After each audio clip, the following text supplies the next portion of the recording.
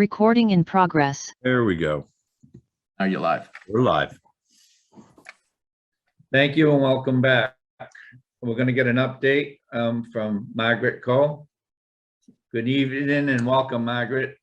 Good evening. How are you? Thank you. And you? Good, thank you. So, hello everyone.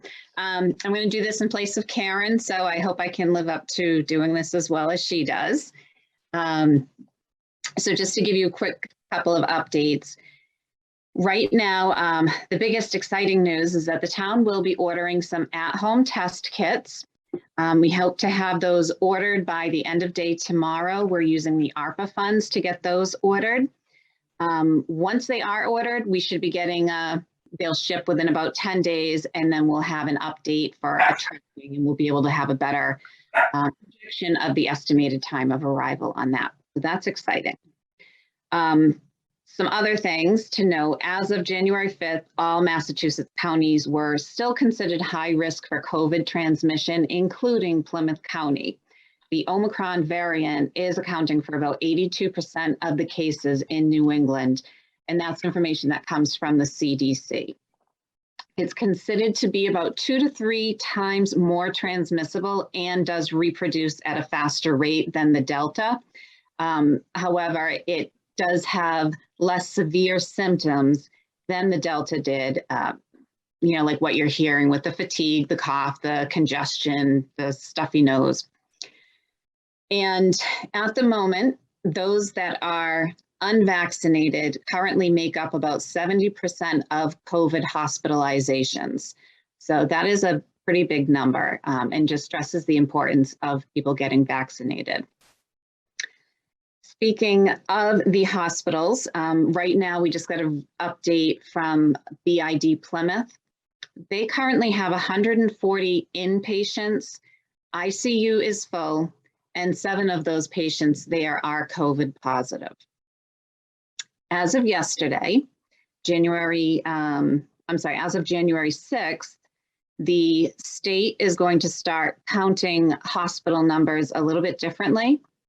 So what that means is they're going to track people that are in the hospital because of COVID and not include people who are in the hospital and then they find out that they have COVID. So those incidental cases are not going to be counted.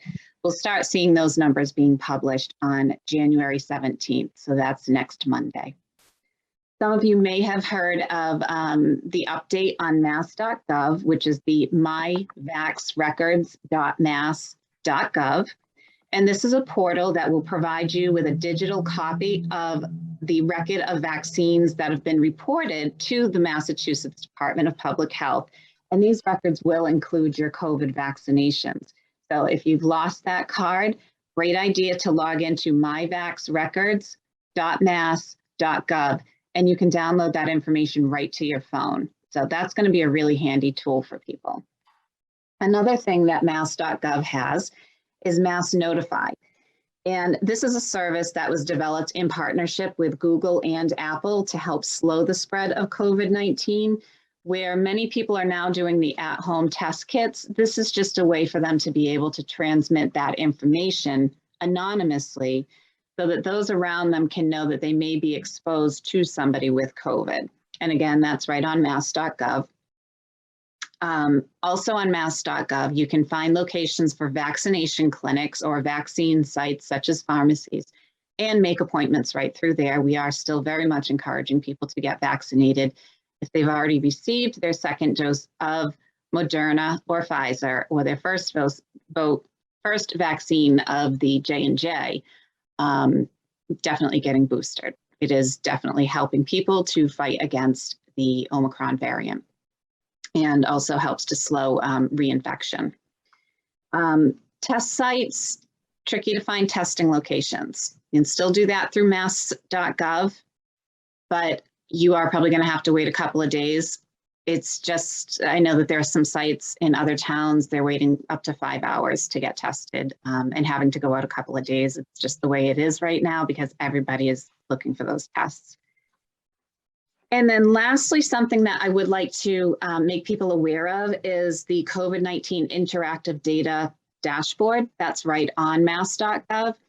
And this numbers such as is daily numbers, cumulative numbers. It's updated Monday through Friday. You can track how many hospitalizations are in your area. You can track how many tests being done, what the positivity rate is in your area. Sometimes it's done by town, some data is by county, but it just kind of gives you an idea of the overall trends. And it's something, it's very informative to be able to look at that and to see how much vaccines are helping. So that's what I got. If you have any questions, I'd be happy to try to answer them for you. Any questions from the board? I do have one question. Eddie? And it might not be for you, Margaret, but it might be for Lee. I know that we received a notice that the state was releasing testing for all municipalities. That was like a couple weeks ago. I think, didn't you send something out that COVID testing was being, or test kits were going to be released? So I'm wondering, are those being released for free, or is it something that we have to pay for? Because I know that you said we'd be using ARPA funds. Yes, so there are three categories of what we're talking about. So ARPA funds, and you have that on the admin notes tonight for what Margaret was talking about. And that represents 15,000 test kits. There's 2 to a test. So the request tonight is for 15,000, total of 30,000 test kits, or tests, 15,000 tests, and that's tonight, and we'll be ordering those.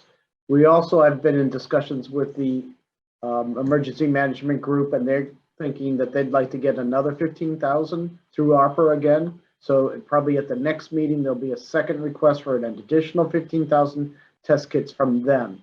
In addition, the county has received 200,000, or a commitment for 200,000 test kits for the whole county.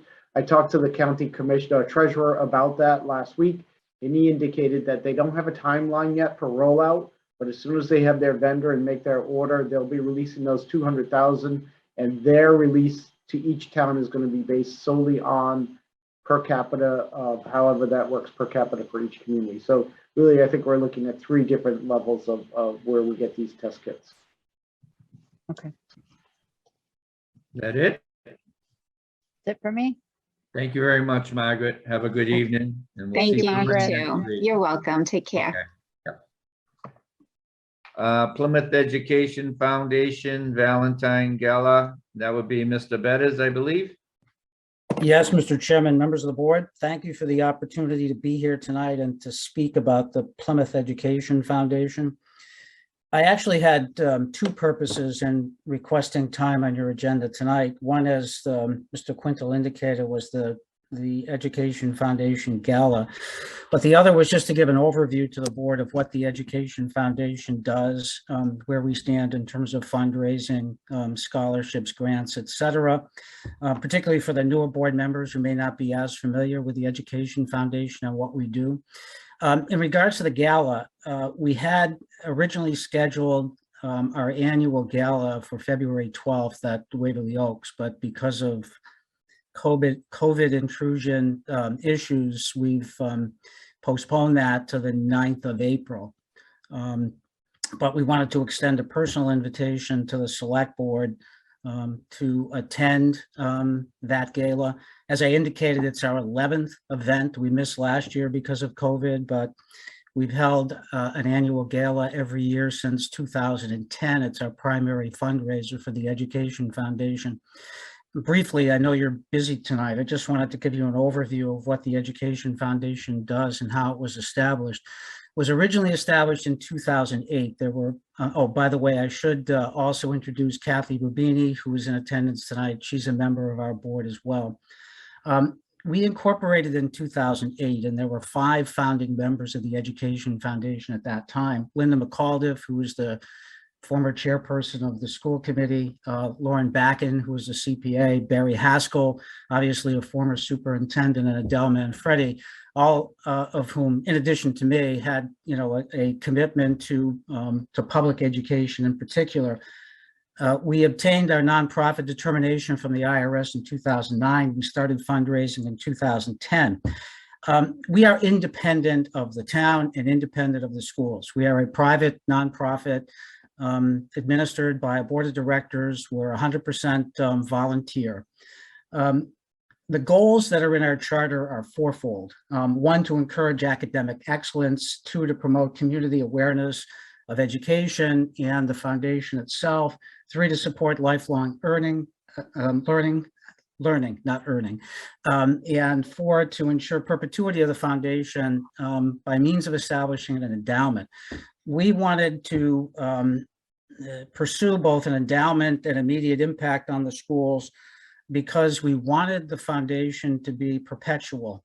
And we've been, I think, very successful over the last 10 years in terms of enhancing the endowment.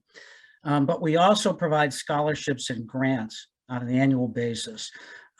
Currently, we provide a total of $11,000 in scholarships to graduating seniors at Plymouth North and Plymouth South.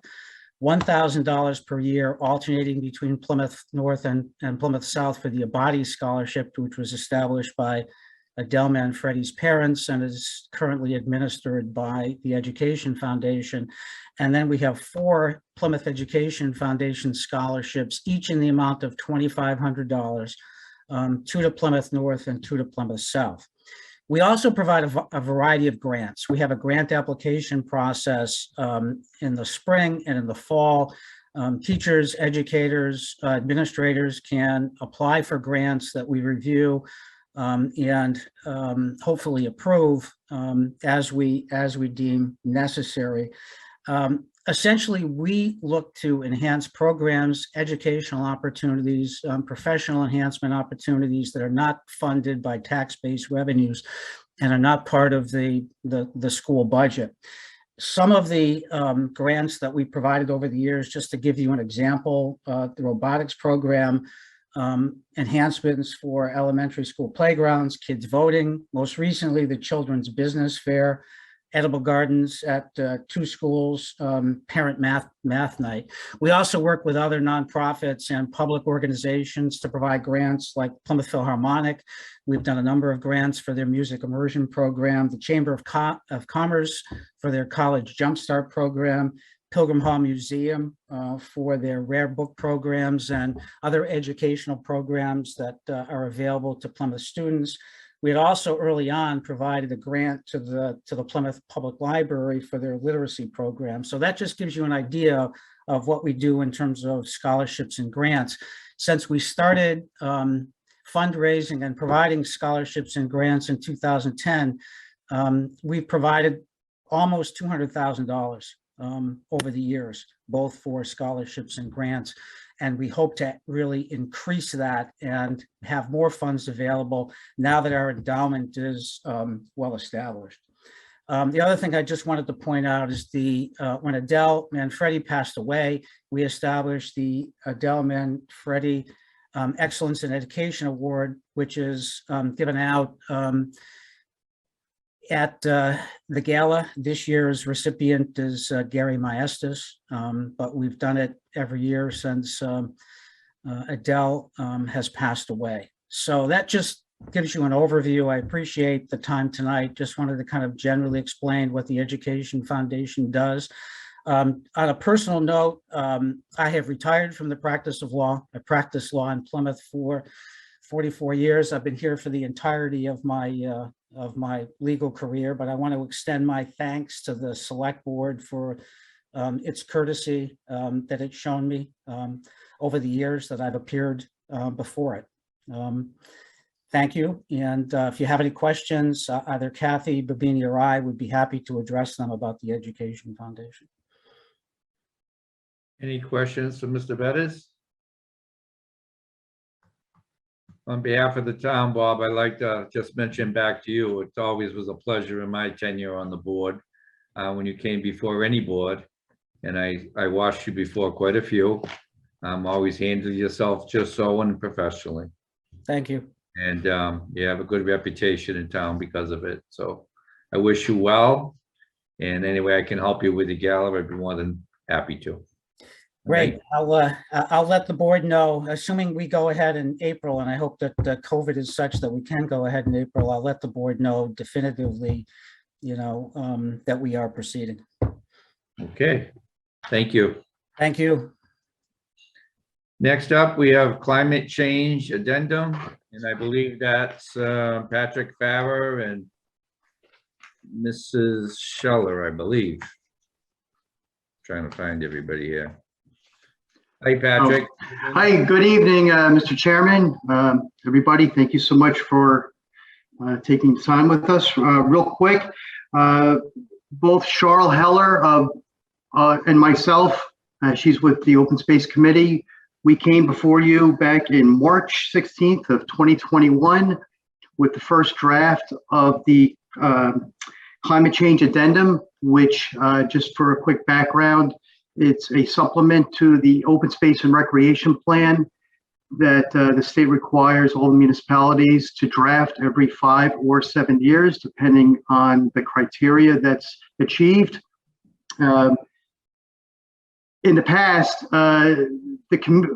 all communities or most of the communities never really addressed climate change in their open space and recreation plan, mostly because the state never had any criteria for it. So after we, or the town submitted their draft in 2017 and it was amended in 2018, discussion at the Open Space Committee level was, well, why aren't we talking about climate change? And the priority that, and the achievements that Open Space Committee as other groups can look at in protecting open space as part of the solution to climate change resiliency.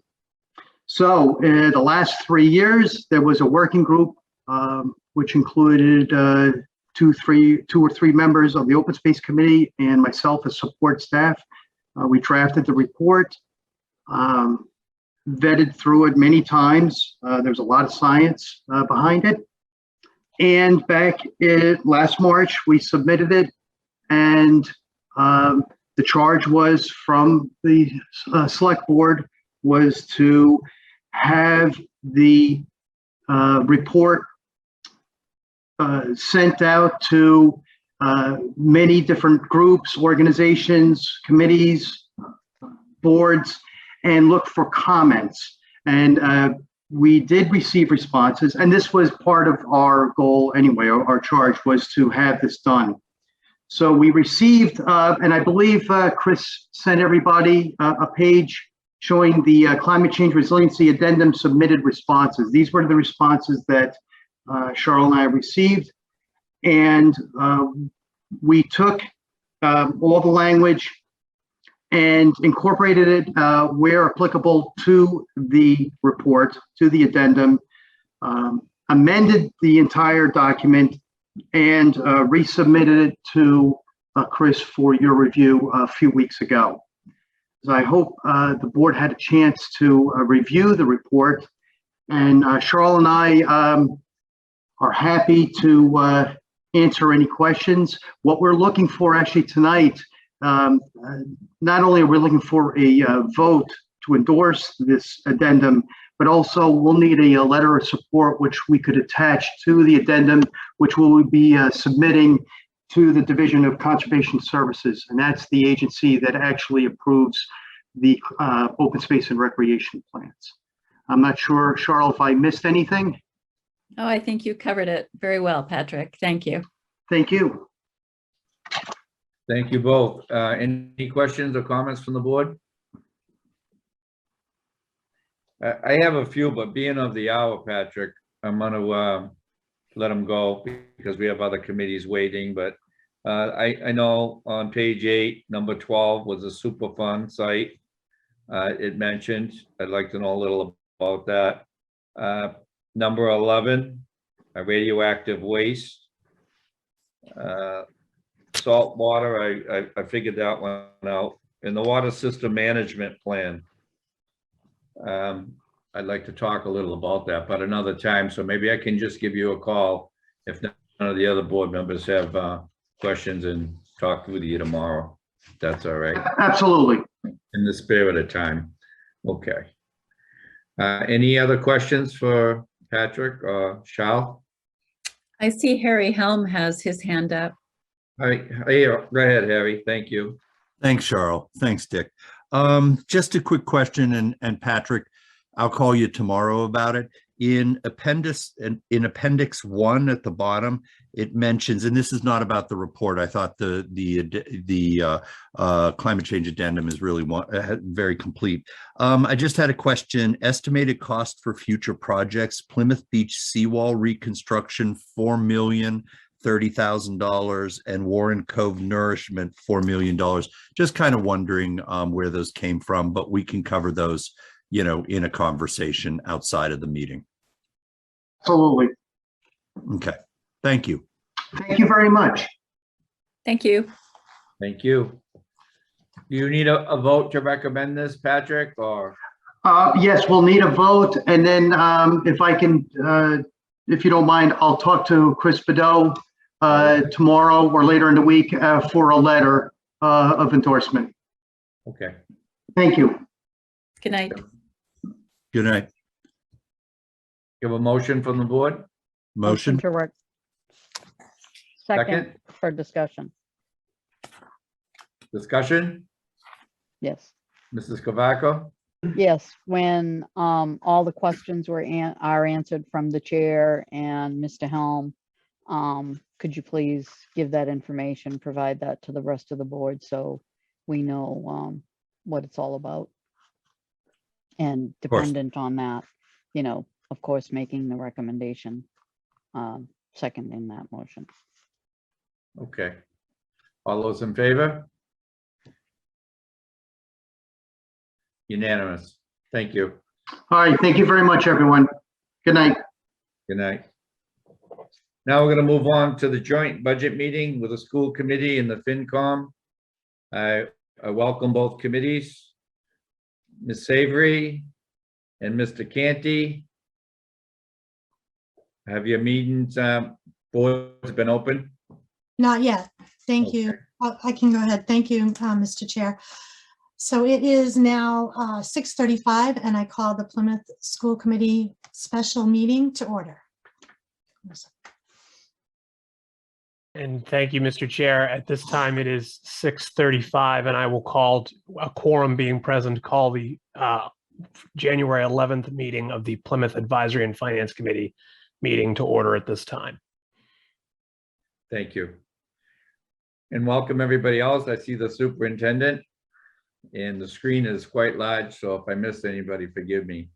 Lynn Barrett, are you with us? Ms. Barrett? Yes, I am. Hi, Lynn, how are you? Hi, Welcome. good. You want to kick off what we're up to here tonight? I think we all know, but let's just. Sure. So everyone knows, I mean, this is that time of year where we put together the select board's budget, recommended budget, and we hand it off to the Advisory and Finance Committee for their review and work as during their subcommittee meetings with the different departments to go over everything. As you know, we started this process back in early, probably late September, early October. We put a budget message out to all departments to basically fund a level service budget. Knowing that there were several departments that had areas either of concern or really needed to added some service adjustments.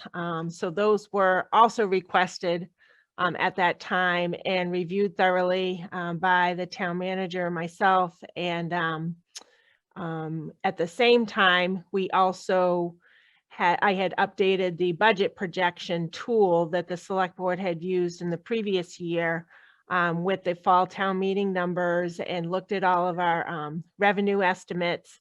And it was determined that we had to reduce the budget by a certain amount of money. It was probably about 1.4 million. The school side reduced a little over 700. We reduced our side of the budget, and the town manager's recommended budget that was given to the select board in early December reflected that budget. At the same time, I was working on some of the budget items that one of them was health insurance. I had a meeting scheduled with our health insurance consultant to sort of go over some numbers. We were waiting for some final figures from the retirement board for the pension assessment. Just some other items that maybe needed adjustment after we had given the board the town manager's recommended budget. So at last week's meeting, January 4th, the select board, we made those changes to the budget. We reduced some items, increased some other items. So the budget is basically the same total that's being recommended to the Advisory and Finance Committee. That was the town manager's budget, but it's just some of the items were increased and or decreased. So the total overall budget, including general fund and all of our enterprise funds, is recommended at $272,334,007. And that includes the school budget. And let's see, so the books that we are putting together for advisory and finance, hopefully those books will be ready for you possibly tomorrow, but as soon as possible. We've had, as you can imagine, every business has been affected by COVID, and the town is not excluded from that. So we've had some apps, you know, some vacancies and little interruptions in different things, but the books will be delivered, and or you can come and pick them up at town hall probably. But we'll set that up with you, with Jeanette, when they are available. And as far as a full-blown budget presentation to sort of go over some detail, revenue and other things like that, Kevin, we could schedule one of the nights of your meeting so I could go over that in more detail if you'd like. But that's basically the budget that's being recommended by the select board at this time. A lot of this information, all of these reports and budget presentation that we've already given are on our website. So if you go to town meeting information, up on the left-hand side, it'll say Finance Department budget information. So the town manager's recommended budget was there. The select board's recommended budget is now there. And the budget presentation that I gave to the selectmen in early December is also there. I can answer any questions too that anyone might have. Any questions from anyone?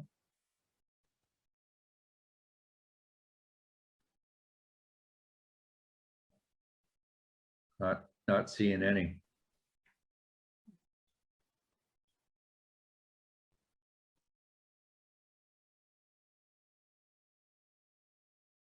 I know that at this time too, usually the school does just a short overview of their budget. Vicki, if you'd like the schools to do that. Yeah, I was gonna ask, I'm looking for, I believe it's Eric, right? Oh, Chris? It would be me, Mr. Yes, hi, good evening, everyone. And I'm happy to do that.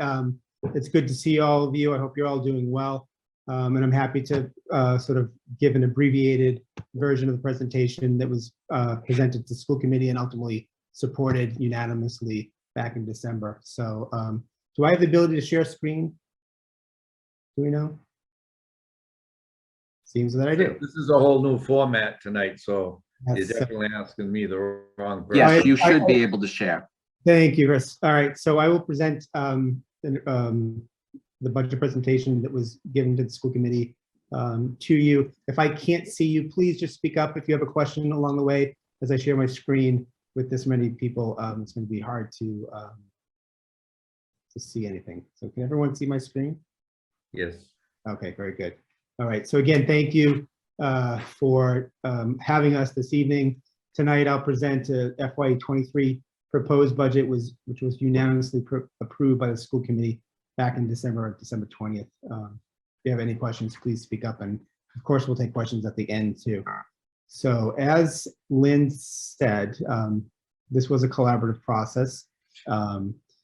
What I want to do is share our approach to the FY23 budget process, which was collaboratively done with our cost center managers. Those are our principals, our coordinators, our directors. I'll share some of our concerns as we move forward in the future, and also how we're using some of our ESSER funds and how we'll continue to use some of those funds in the coming fiscal year. And again, any questions you have along the way, please don't hesitate to speak up. So we built a level service budget, as Lynn said, reflected the projected needs related to our current services and student population for next year. This budget accounted for all contractual increase obligations, whether it be staff contracts or contracts with our vendors. A couple of years ago, as you all recall, at a joint meeting, the school committee agreed to work collaboratively with the Board of Selectmen to build a budget within the town's levy capacity for our town. So in doing so, the school department reduced the overall FY22 budget proposal last year by 1%, which was just over $1 million, $1,049,392 to be exact. So this year, with projections slightly improved and talked with Lynn, we were asked to reduce our level service budget by what came to about 0.7% or $770,000. So we'll speak to that reduction near the end of this presentation. So I did share this with you last year, just in terms of our October 1 enrollment. This is when we sort of check to see how many students are in our school on an annual basis and report to the state. Last year, we were down, we're up actually, excuse me, 90 over last fiscal year. As you may recall, last year I spoke about, we had a 100 student increase to our homeschool situation because of COVID. So many of those students have returned this year and come back now that we're back full time. So for the purposes of our per pupil expenditure development for our budget, we use our October 1 enrollments. This, you know, I'm not going to get into this, but some of our lines sort of collapsed. Our academic coordinators redistributed the funds between, in this case for ELA, going from 3 lines in this particular cost center to 2, which you can see in our budget as you go through our budget books. Some things that are important to note, as we all know, the cost of goods and services is up significantly. We're seeing that, and we see that in our daily, our personal lives. Supplies and materials are more expensive, and as they are for our schools as well. General supplies for paper, carpentry and electrical, plumbing supplies for our vocational programs. The cost to do business is up. There's no doubt of that. We have a need for increased English language learner support across the district, and I'll get into that in a moment. Our FY23 salaries represent 2 years of COLA and 1 year of step increases because they came in late this year, so they weren't budgeted this year. We got that at fall town meeting, as you all know. The prior fiscal year trends are not a great benchmark due to the hybrid format, so you really can't look at last year, the year before, in terms of where our spending habits were, because things were just so different. And as you know, we gave money back in some cases, I believe over $3 million last year. And so while some of the lines may look like they have large variance, the per pupil allocation just shifted between lines, as I said in the last slide example. That's just another example of that. I won't need to get into that. So I talked about EL students and the need for additional support, which is a concern of ours. This slide here represents the number of English language learners that are currently receiving services in our schools. So several years back, the Department of Education recommended that we regionalize our English language support because our numbers were so small. When I started in Plymouth, we were serving approximately 42 students, so that made sense. As you can see from this table, our numbers have grown considerably. We currently have 224 students that we're servicing across these 5 schools. What's also important to note is not only are we serving an exponentially larger group of students, the majority of them have little to no English, averaging 59% beginner English learners, with upwards of 88% at Cold Spring, for example. So the proficiency level is very low as well. This slide illustrates the number of English language students in schools that we don't provide service currently to. So as I mentioned in the last slide, we have 5 schools that we regionalize.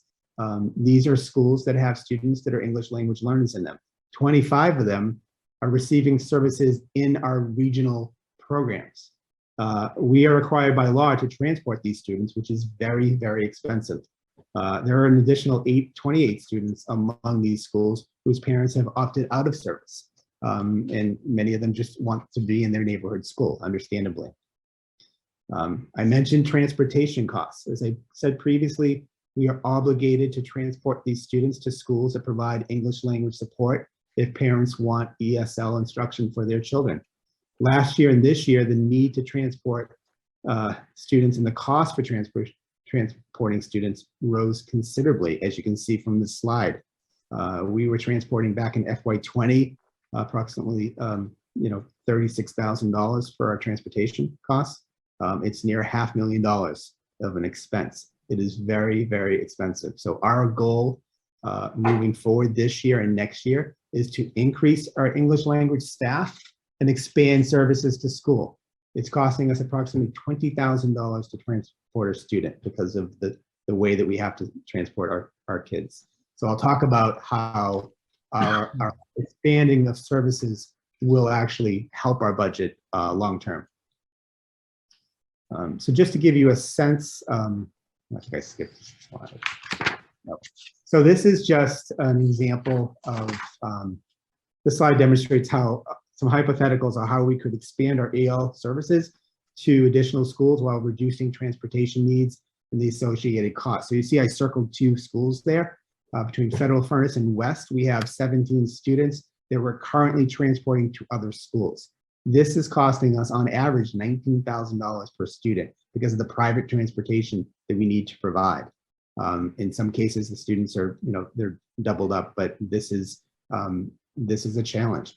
So you can see if we were to hire 2 additional ESL teachers at a total cost of $110,000 and reduce 17 students being transported to different schools, which is costing us over $300,000, we could save upwards of $228,000 in savings, plus provide services to students in their neighborhood schools, which they deserve.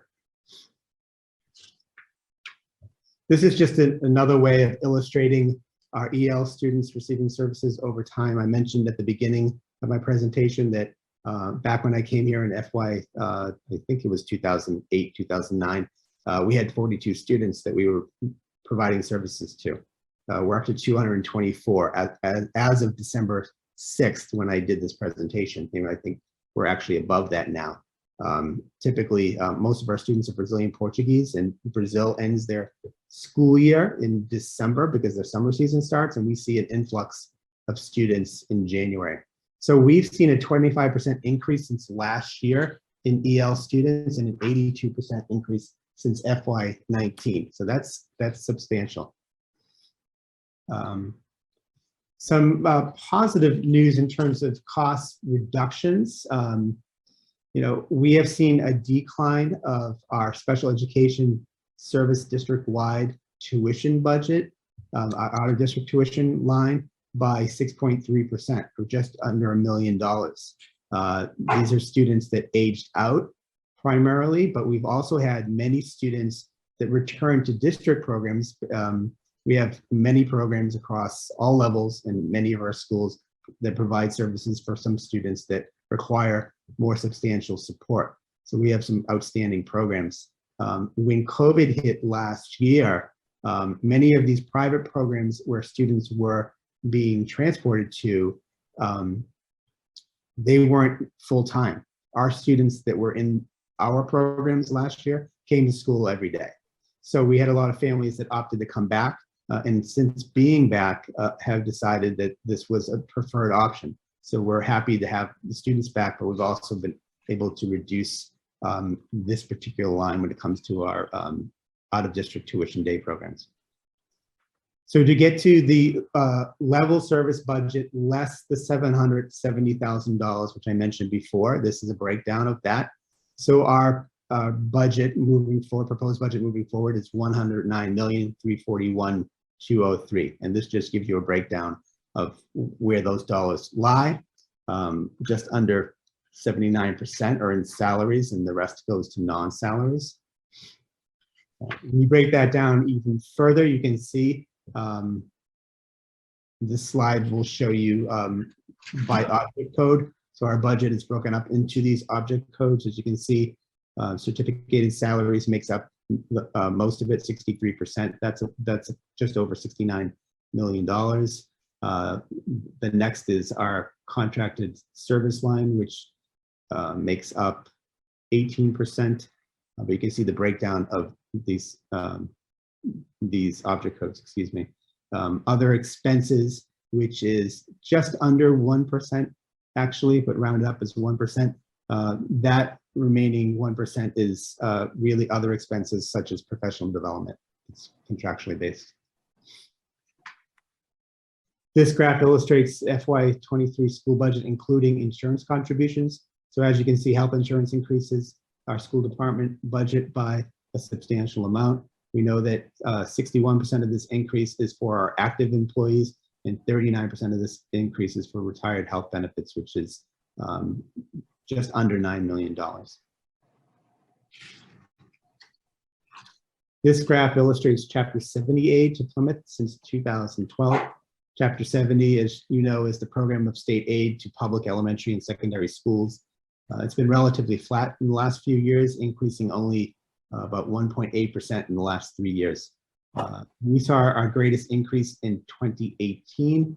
As many of you may recall, this was due to the implementation of full-day kindergarten the year prior, where our part-time students were now recognized as full-time students, thereby increasing our enrollment for Chapter 70 purposes, which benefited us in many ways.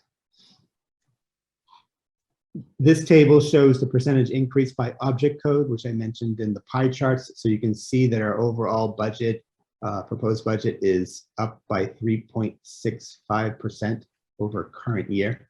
You can see the breakdown of where that percentage lies. Certificated salaries at just under 2.7%. Total salaries makes up 3.63% of that increase, and other expenses such as contracts, supplies, and materials, 3.69% for an average of 3.65. So to recap, our level service budget, which was originally $110,111,203. After a 0.7% reduction, this level service budget was brought down by $770,000, bringing our new proposed operating budget to $109,341,203. Our current FY22 school operating budget is $105,495,363, which gets us to 3.65% increase over our current year. So just for comparison purposes, this is just a graph that illustrates the percentage budget increase over prior year. We've been doing this for many years.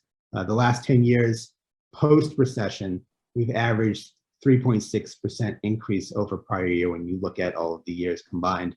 And again, with the year that we implemented full day K being the most substantial, you can see there FY17, and then the following year our Chapter 70 went up.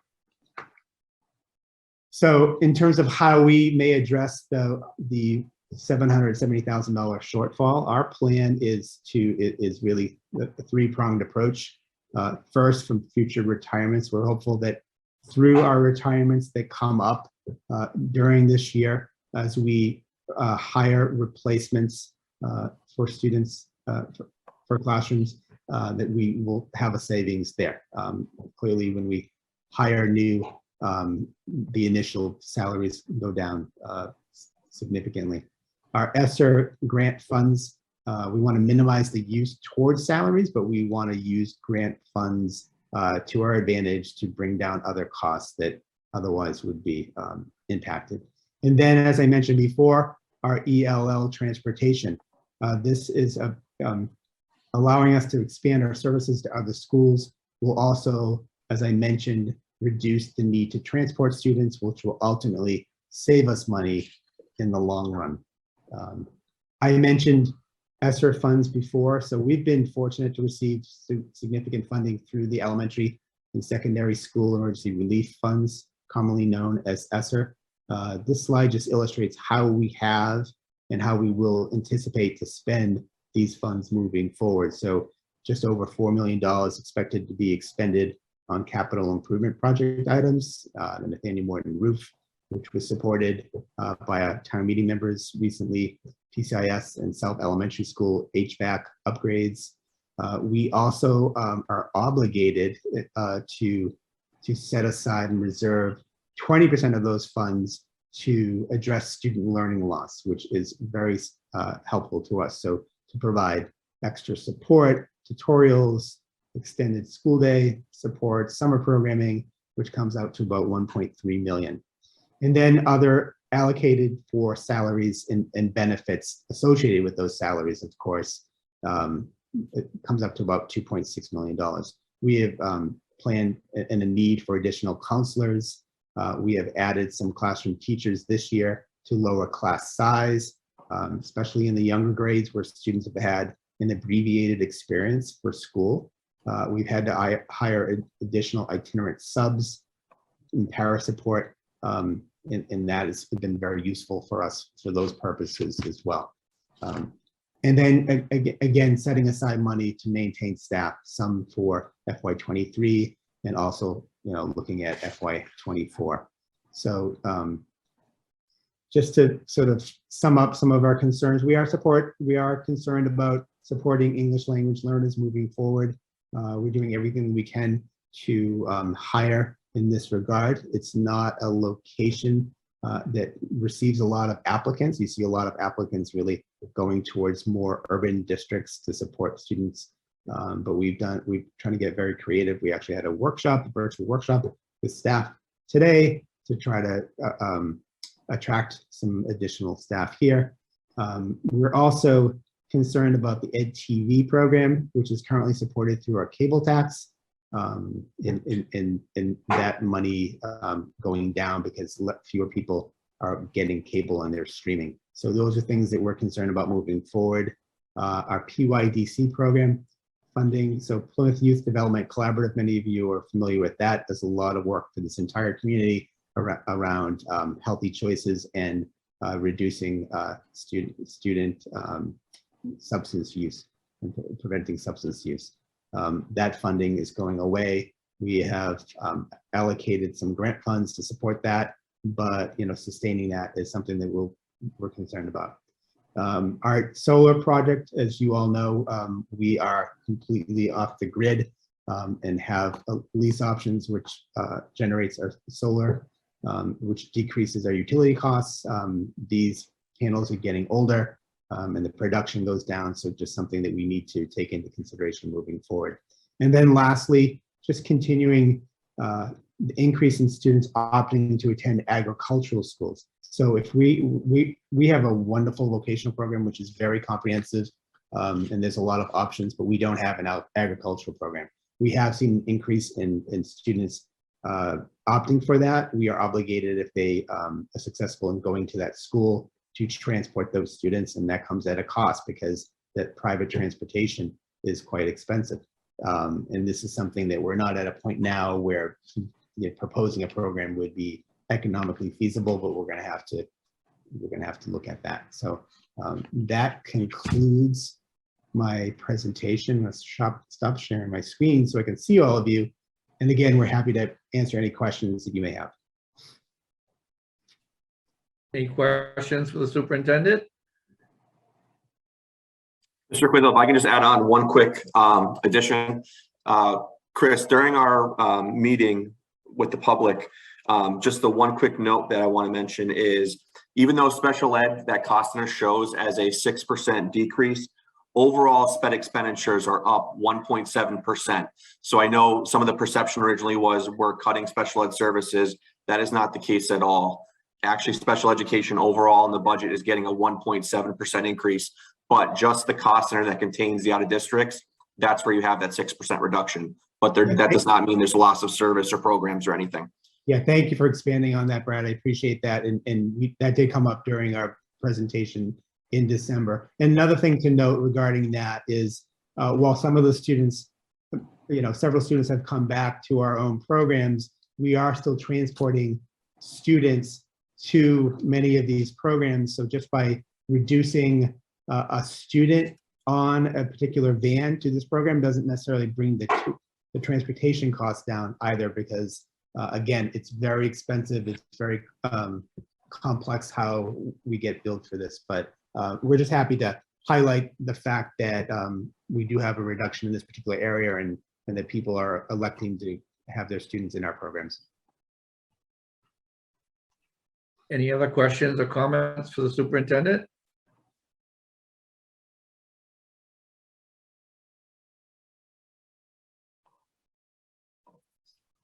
Seeing none, I open it up to the FinCom. Anybody, Mr. Canty, have questions or comments?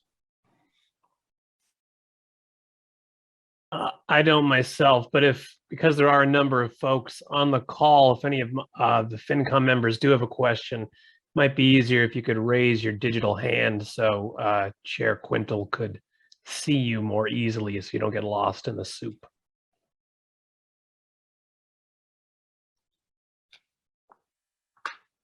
Looks like no questions No, at this time. no. Okay, that being said, I think we'll move on. Thank everybody for attending. Do we need to close out these other committees? Yes, we do. Mary? Okay. Yes, and thank you for having us. Oh, Betty, did you? Mr. Quintal, just for, I thought this was just going to be budget, but Kim, I did receive your email about your and Michelle's schedule. Mhm. And as soon as I, have a conversation with Mr. Quintal, we'll get back to you with the date, because I know that consolidation has been, I think this is the 5th year now that we've actually talked about it.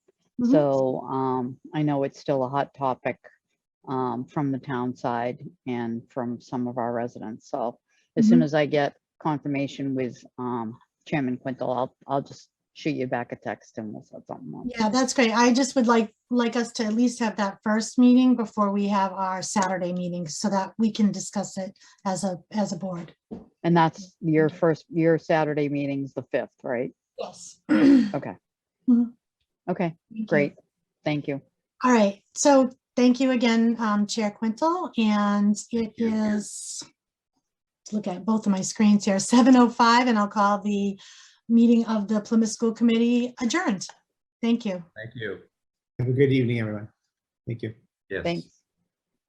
And thank you, Mr. Quintal and the rest of the select board for having us. And at this time, having concluded the business purpose of the joint meeting, I will call the January 11th meeting of Plymouth Advisory and Finance Committee adjourned at 7:06 p.m. Thank you very much. Thank you. Have a good week. Thank You you. too. Thank you.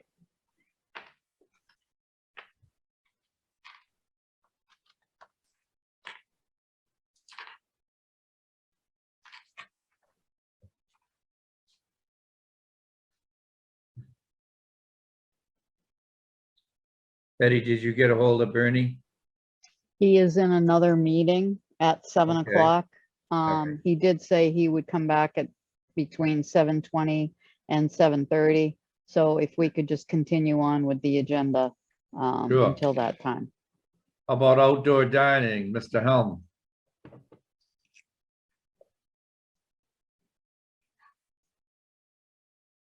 Hold on, we need the chairman of the outdoor dining group on board. I had warned him that this might happen. Come on, Eric. Oh, excellent. Thanks, Rick. All right, good. I believe we can proceed. We have Lee here too as well, correct? Yes. Okay, excellent. All right. I just wanted to take a quick moment at the beginning of the presentation to introduce the presentation, after which I will be asking the select board to vote to approve the plan that is going to be presented. And I guess just to review how we got here. Back in the end of summer, it became clear with the upcoming end of COVID protocols that allowed outdoor dining to go on with more flexible guidelines, that Plymouth needed to create a defined program and structure to carry outdoor dining forward on a more permanent basis. The select board voted to create the outdoor dining working group to design this plan. And tonight, the chairman of the group and then Lee Hartman will present an overview of this proposed plan. But before we start that, I wanted to thank all the members of the working group, which included residents, restaurant owners, store owners, tourism and Chamber of Commerce, and town officials. It was definitely a all hands on deck effort, and you know, we'll go ahead, and Rick, if you want to take it away. Sure.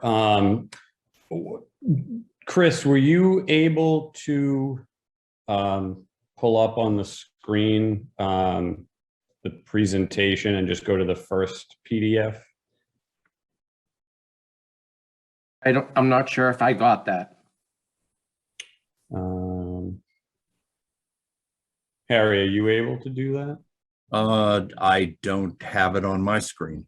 Okay. So hold on. Let me check my files. Rick, Chris, did you submit it, Chris? Chris, I can you did, just I allow did. Mr. Veo to share a screen?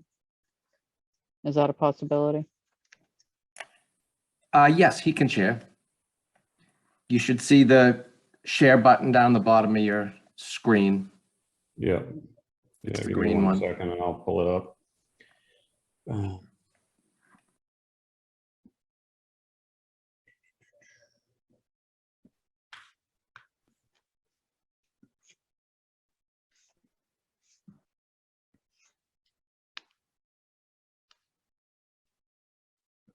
don't know if everyone can see that.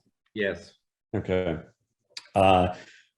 So first, I wanted to thank Selectman Helm for pulling this group together. It was a terrific group of, as he had mentioned, business owners, residents. I think they worked very hard to come up with this plan. I want to, again, thank, as he did, all of them. They were great to work with, and I think we worked through this very quickly. As you all know, COVID impacted all the local businesses, but possibly hardest hit in the downtown area with the restaurants. And it very quickly became apparent that a need for outdoor dining was there. That need, I think, presented an opportunity to hopefully elevate Plymouth to a different level, a level like many of the coastal towns that, like Portland and Newburyport and Provincetown and Newport, that do a great job with outdoor dining on a more permanent basis. So we also realized when we started working on this that trying to seize that opportunity and work with outdoor dining was not without its problems. I think this past season saw issues of accessibility, conformity, a variety of problems with signage and sort of a haphazard approach, if you will, and just from an overall standpoint, a big aesthetic issue driving down the main drag. So the first thing the group did was try to address those issues. And I'll go to some of these guidelines. And we wanted to develop a set of guidelines, regulations, if you will, that hopefully benefited everyone participating, first of all. And how they were benefiting them is by offering enhancement to the downtown dining experience. Things like barricade facades on all four sides, things like plantings on the top of the barricades to create a very consistent and very enhanced streetscape. And then also platforms at each of these parklets to solve the accessibility issues we've had. So more importantly, we felt, though, than developing these enhancements for everyone was developing a set of what we sort of termed as stringent guidelines and rules to follow with fines if you don't. Rules around the season and the use, rules around lighting and decor, rules around, the consistency and look for the entire streetscape, rules around accessibility, and even things like insurance and trash and storage, et cetera, et cetera. I won't certainly go through all of them, but we felt that it was very important to create that those guidelines and everyone buying into those that made sure that what we implement will be fully in place right through the end of October. And we think they're reasonable guidelines, and I think they'll actually enhance the business in downtown. So we then set out to work on implementation of this, working with local companies on donations, working with local resources for the various materials we'll need, working closely with fire, police, and DPW on best practices and procedures on how this would come together. And most importantly, I'll say, working with the DPW and them generously donating, or I shouldn't say donating, but agreeing to assemble all of these outdoor facades and platforms, maintain the plantings, and oversee a lot of this. I can't say enough for working with JB on this and how quickly he saw the vision. And honestly, this would have been, I won't say impossible, but a much higher mountain to climb without the DPW seeing that vision right away and wanting to bring this to this level. So as I go through some of these pictures, I think you hopefully will begin to get a sense of what the streetscape would now look like. You would have stained wooden facades on all of the barricades with a consistent planting scheme across the top. Again, the DPW watering those along with the other outdoor plants that they water, every so many days. We've tried to render a few views here to give you a few looks at some of the different areas in downtown, and then move to the actual barricades themselves. Give you a few views of that. So we felt overall that, this was a comprehensive plan. We think it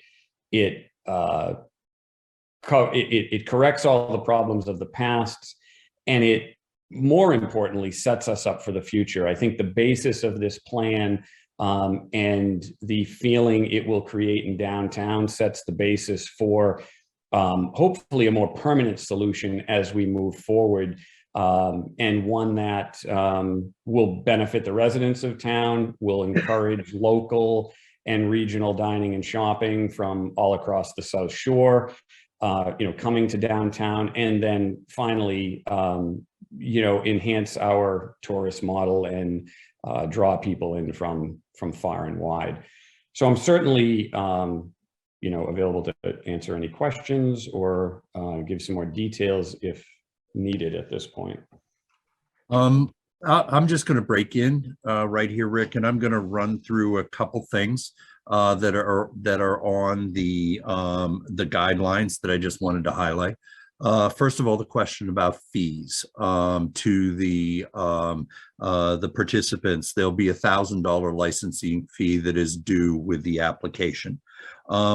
The platforms for the parklets. There was a lot of questions about whether we needed platforms that would raise the floor up to the level of the sidewalk, and that is part of this. And not only does it help with ADA compliance, it enforces the barricade stability. So they're less likely to move if engaged by a vehicle.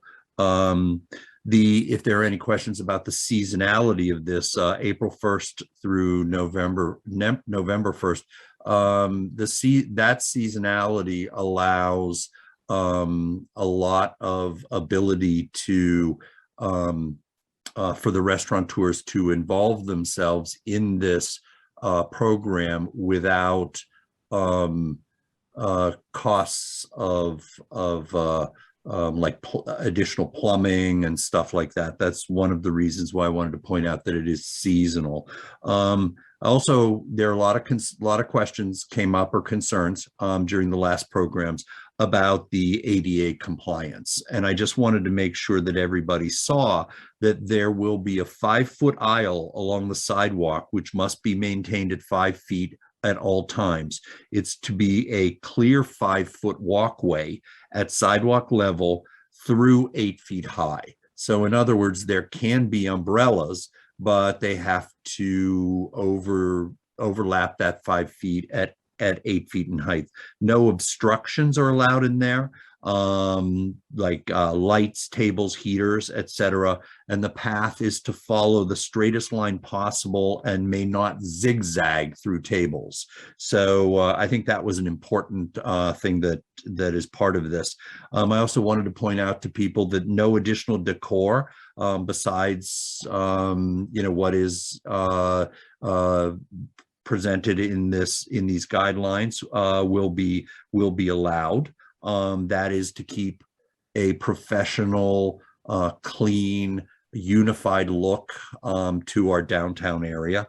And I'd also like to point out that unlike previous with the COVID protocols, there will be actions for violations. The first violation, the restaurant owner will be issued a warning. The second violation, there'll be a $1,000 fine and an additional $200 a day until the violation is corrected.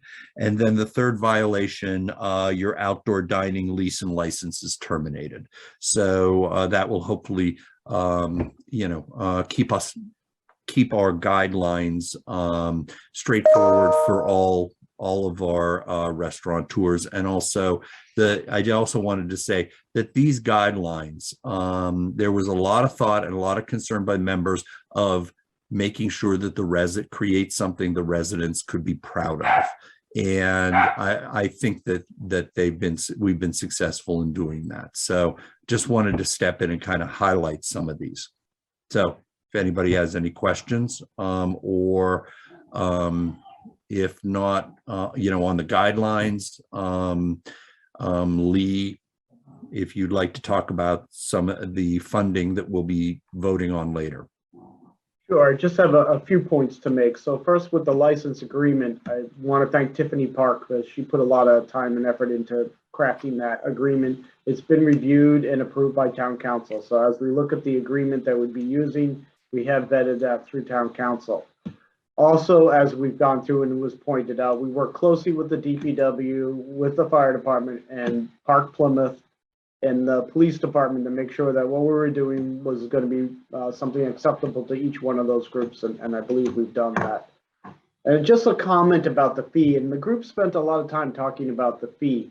And I think the fear was that if we didn't have a fee, people might say, well, I'll reserve it. I'm not sure if I'm going to use it. I'm not sure if I'm going to do it this year, but it doesn't cost me anything, so I might as well just do it. So I think we really felt that fee was important, so that if you're a business owner and you want to do this, that you'd have to commit something to make this work, and you weren't simply going to say, well, I'm not sure if I do it, but I'll reserve it anyway. So that's a big reason for why we wanted to include the fee. And again, as was pointed out, I think also if somebody does that, if we see that there's no use of those parklets or those areas, that we have the right to then go back and say, okay, you're not using it, we're going to now revoke that.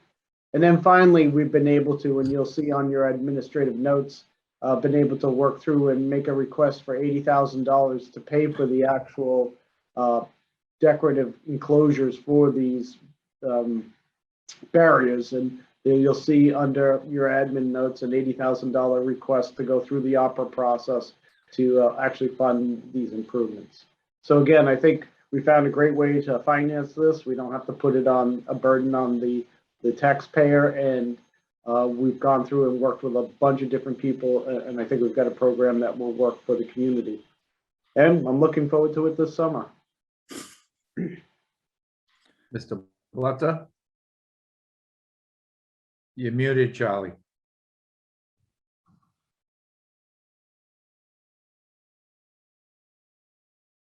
So the parking spaces, is there a fee for the parking spaces? Park Plymouth, so they're okay with just giving the parking spaces, or is there gonna be a fee for that? So Park Plymouth had waived all fees related to the parking spaces. So everybody, let me get this right. This is a permanent policy now? Our intention was to have this voted in for the 22 season. Just for this- Our ultimate goal would be to see a program like this, possibly changes or enhancements the following year, then leading to a permanent solution with modifications, in the downtown that would be of a more permanent nature and didn't require the barricades. So the reason why I'm saying that is our parking situation is not getting any better, okay?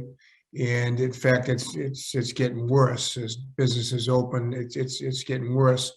So what I saw last year in the last couple of years, and it was a great idea to do this to help these businesses. But at some point, this pandemic is going to be over, and it's going to be back to normal. And I get concerned about giving all these parking spaces away for nothing. And what I saw was businesses that were taking these parking spaces and not using them. Okay. And I just want to know, is there going to be a policy on how many days a week you have to be open? Whether you're going to be using these parking these parking spaces. If there's some businesses that will use them like 2 or 3 nights a week, and those spaces were empty, we couldn't use them for parking. So I have concerns about that. And the other thing is there's no fee for sewer. You're adding seats, so there's no sewer fee.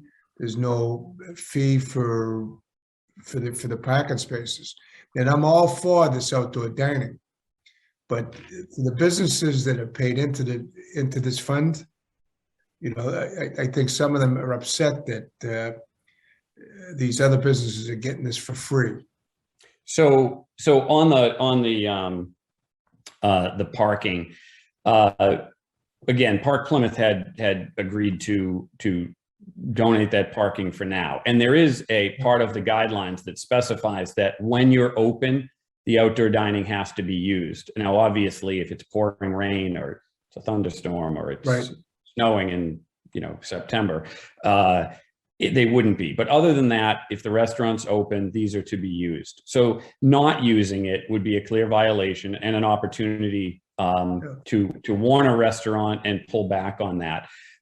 There was a lot of talk around the parking space and whatnot, and I could see moving forward, if this was a success and restaurants were sticking with this, that maybe some of those fees change around parking. I think it's to be determined as this moves forward. I think Park Plymouth recognized that there was still a need tied to COVID at the moment, and that moving forward, that will have to be reviewed. They certainly did not agree, in perpetuity in any way to give up those spaces. As for the sewer, so the feeling of the DPW was that, and the building commissioner, so we limited the number of seats you could add to 29 because then it didn't require additional restrooms. Okay. And so that kept us in compliance with the building code. But then from the DPW standpoint, how they felt about it was we're getting additional monies by additional volume. In other words, we're charging you for water, we're charging you for sewer. If you have 29 more seats, they'll be using the bathroom more, and we'll be collecting our money as we would before. So you're not being charged a fee for upping your seat count, like a one-time fee, but you are being charged for the use, of that resource. Okay. My biggest concern though is parking And also the number one word in the restaurant business is consistency. And, you know, I was on the, obviously I was on the PGDC when we did this, agreed to give the parking. I believe Patrick was on there too. And Dickie might have been, I'm not sure, but all for helping the businesses, but they got to help themselves. They have to be open. And I know a lot of people got APRA money and stuff like that, and they've got PPP, but my biggest concern, I drive down, and I see all these empty parking spaces because the restaurants are closed. You know, and I just don't want to see that again. So I think you really got to monitor that, because I would love to see businesses open later in the downtown area to help. That's what's going to help bring the business back to downtown, is having businesses open. Some of these restaurants, you don't know when they're open and when they're not open. I mean, I'll add to that comment, and it's one of my pet peeves, that we don't just need restaurants open in downtown. We need all businesses open in downtown. There's a up new and down the shop. strip. There's a new shop downtown that's open. I won't mention the name, but they're open at night. They're open till. I literally go by every time I walk the dog and thank them for being open. And they're open and they're doing business. Yeah, they are. When I'm downtown, at some point, I would like to see all the businesses try and stay open. You know, it's good for the tourists. They go out to dinner and then they can walk and do some shopping afterwards, and that will be helpful. But so I just want to make sure, Rick, that we keep an eye on the businesses that pay the $1,000 and then don't use the spaces. We have to take those back. Okay. I agree 100%. I think just to follow up on what you were saying, Tatum, the representative from the PGDC on our group, was adamant about use and keeping them open. If we're not using them, take them back. So that point was driven home. I think all of the group's members agreed with that 100%. And beyond that point, I think we all agreed to what you just said. And it's a point that can't be driven home hard enough, is that the mentality in downtown has to change about being open and being open later and more days and et cetera, et cetera. And again, I applaud that the company, we won't say the name, but literally every time I walk the dog past them, I thank them for being open. And they're doing business, and they should set an example for other businesses, I hope. The other thing is, when I was on that board, we actually sent a letter to the town manager at the time. And the PGDC agreed to give the parking. We were all for, we're going to do whatever we could to help the businesses during this pandemic. But we agreed, there's a couple things we wanted in the PGC. And there was a letter sent that we wanted to have two-way traffic, okay? Because it's not just restaurants in the downtown. There's also retail businesses that wanted that two-way traffic for helpful for the business. And Tatum could tell you about that. The other thing was the sidewalks. You know, we wanted to see the sidewalks ADA compliant. In fact, we were trying to encourage at the time all the business using these parklets, so would actually keep people off the sidewalk. So the tourists had a clear path. Some of our sidewalks are not that wide in certain spots. So I think we got to be real careful. There are some businesses that just might not be able to have, you know, if they can't get a space, if there's not a space in front, they may not be able to have outdoor dining. Okay. That might happen. Okay. Yeah, the guidelines are very clear that we laid out. And I mean, technically 3 feet is enough. We made it 5 feet, and we also made it clear to 8 feet tall. And again, I won't mention businesses, but there were some businesses that couldn't have violated that anymore. Block the sidewalks. Block the sidewalks, and it's so. I think it's a great plan. I love the consistency, the flowers. It looks great. And I'd love to see that. It's what I always wanted. I always wanted to see, drive down the street and see a very inviting outdoor dining area. Okay. Instead, what I saw at times was, it looked like a third world. I mean, I'm not trying to be so negative, but it looked terrible down there. And then people had advertising. There were some people with banners advertising other businesses. And so the plan you got right now, you're covering all that. My biggest, I'll leave you with this, is make sure the businesses that are using these parklets or these spaces that are taking our parking spaces that we don't have enough of, that they use them for their outdoor dining, that they're open and they use them. So that's it. I'm all for it. I think the plan looks good. And thank you for your efforts too, Rick. All right, you're welcome. Okay. Any more questions or comments from the board? Seeing none, Mr. Helm? Well, I guess this would be the point, if there, I don't know if there's any other residents who might want to ask a question, but at this point, I guess a motion would be in order.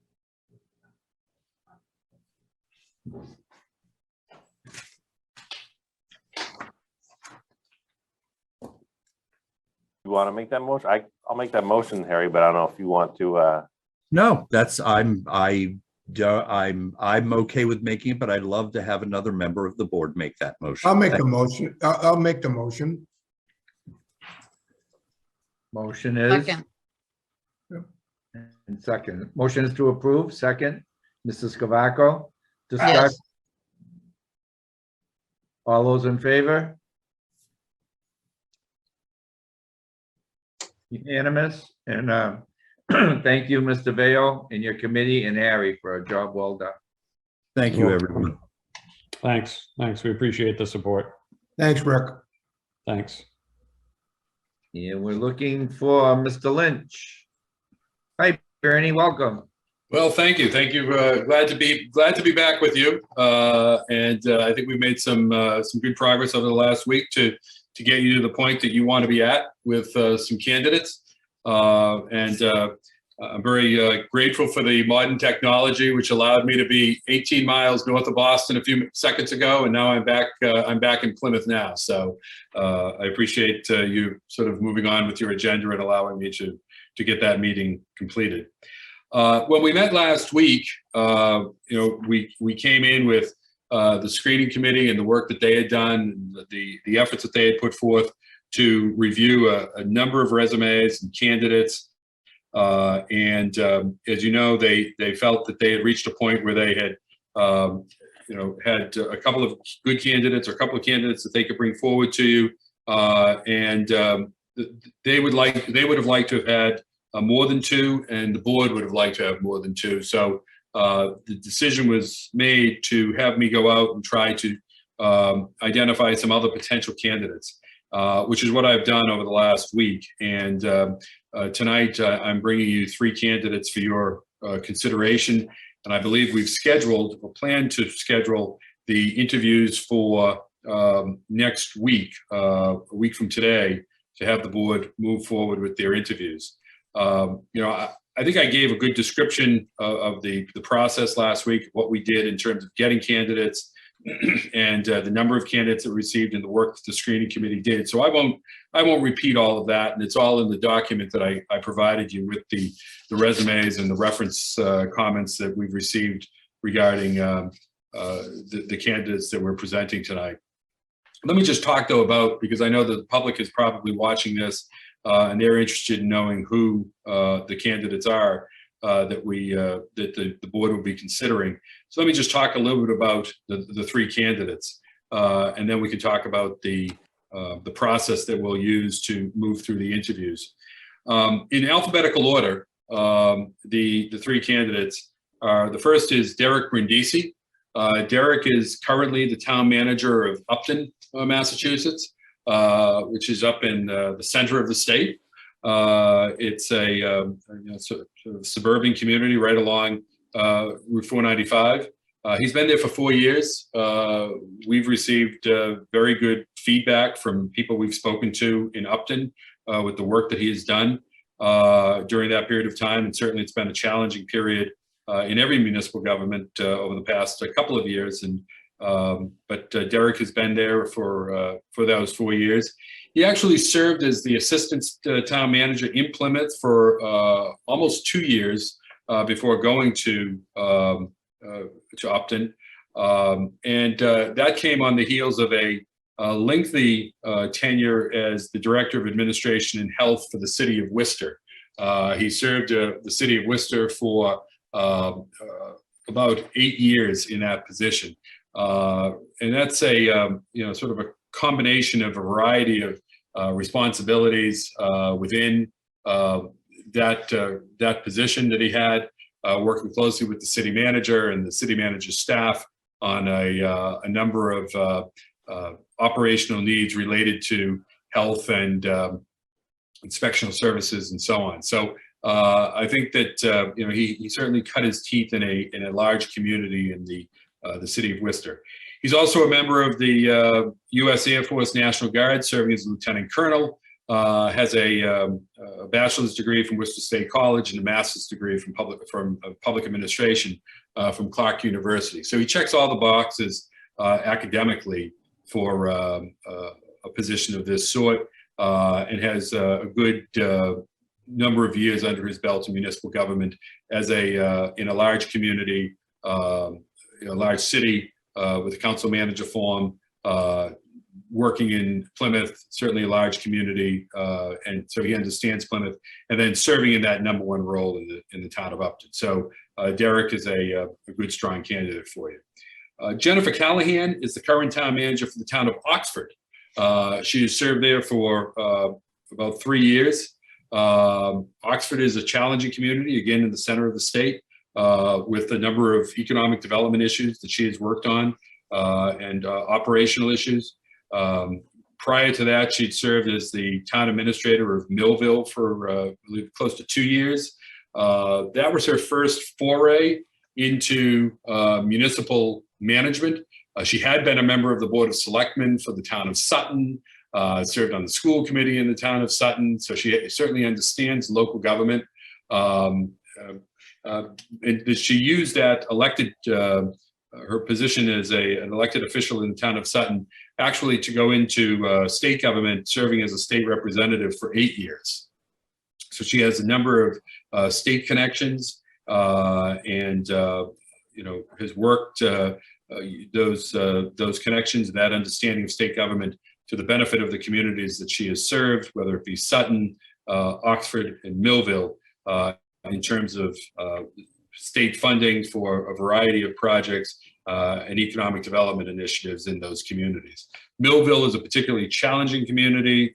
They've had a series of financial issues that she worked through during her time there, but she's interested now in taking what she's learned in all of these positions in Millville, Oxford, as a state representative, and her work in her own hometown of Sutton, to move to a larger community, in Plymouth as a community that interests her greatly.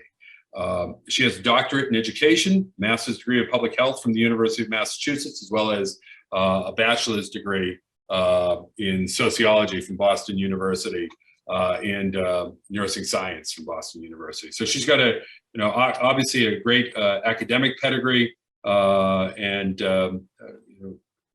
has utilized that early in her career in the health field, but her passion over the last several years has been in government, whether it be at the State House or as a town administrator, a town manager. So she is your second candidate. The third candidate is Jennifer Phillips. And Jennifer Phillips, most recently, she's currently out in Washington State. She was the city manager of Bothell, Washington, for about 4 years. Bothell is a roughly 50,000 person community, a suburb of Seattle. She had the opportunity there to work on a number of important efforts, particularly related to economic development and organizational development.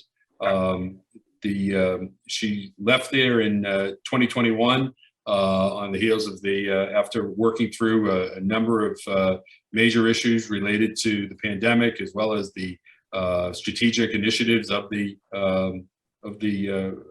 city, and it came with very good references from that community. She did inherit, when she was there, a very severe financial crisis that she walked into, that she and the council were unaware of, and really turned the finances of the city around.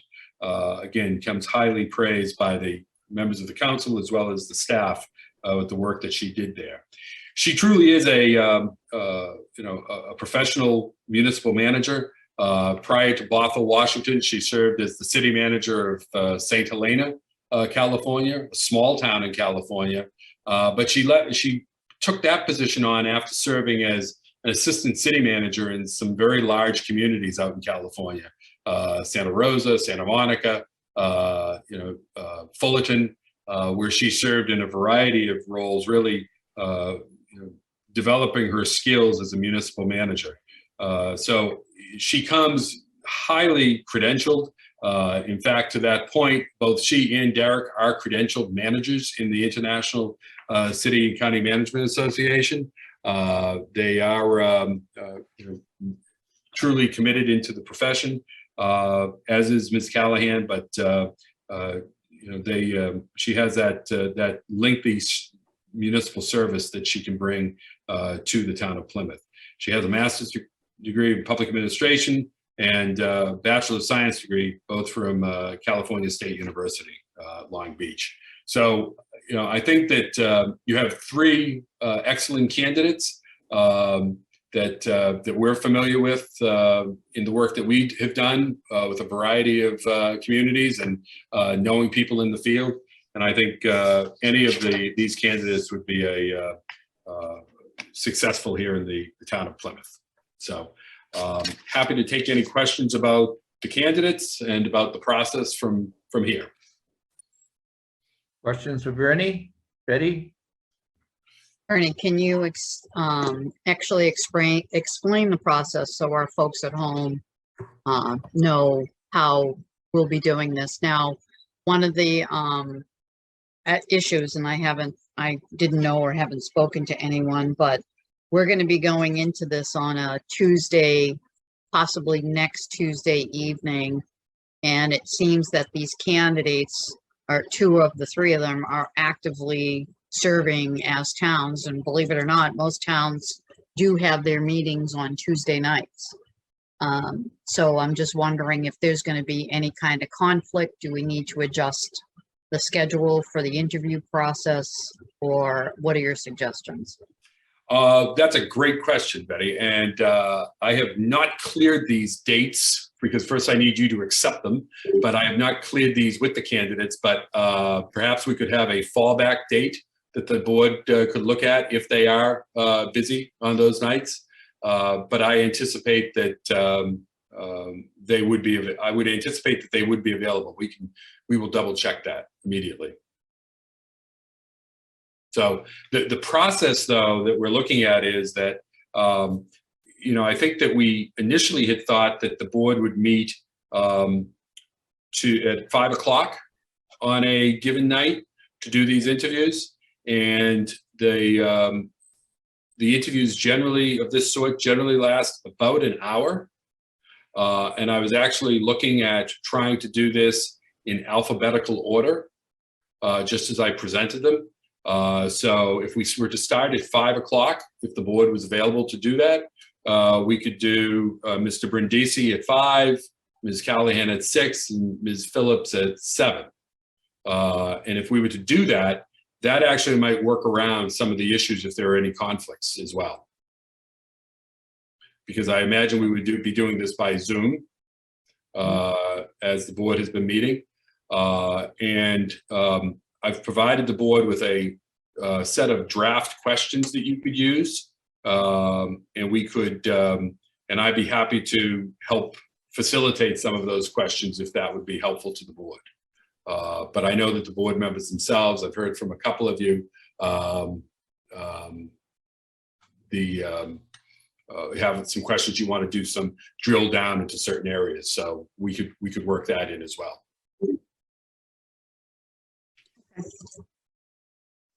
Any other questions for Bernie or Charlie? You're muted. Muted, Charlie. Charlie.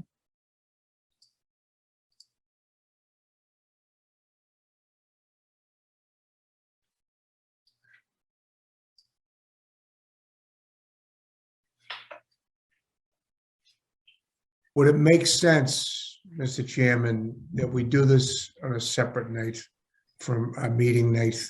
So we don't get into another situation where we get the public waiting and we get criticized again for that. I mean, maybe we originally were gonna do it on a Monday and have a meeting on a Tuesday. I don't know how the board feels about that, but I would prefer to do it on a separate night and then do the meeting on the Tuesday, so we don't run into that problem. Because we certainly don't want to rush this. I'm certainly, everybody has a lot of questions, but it's something that we're not going to rush so we can get to our meeting. I don't know how the board feels about that. I was gonna wait till the end for that, Charlie, to see what what the other members feel, but I was thinking along those lines too. Yeah. Dedicate it maybe a separate night just for this, and everybody could ask all their questions, and we don't have to be rushed by time. I think an hour is sufficient, but you never know. Yeah. It might, who knows, 15 minutes might be sufficient. It depends. Until we get into the interviews, we don't know how long each one's going to take. So, right. I think these are public interviews, right? They are public interviews, yes. Yeah, and to Charlie's point, he's right. I mean, some of these questions, we generally book an hour, and then we might add in a little, buffer there, somewhat. But yeah, they can take a little bit shorter. They can range, they can go to 75 instead of 60. They can be 75 minutes, but depending upon what you're getting into. Yeah. So we're going to do interviews,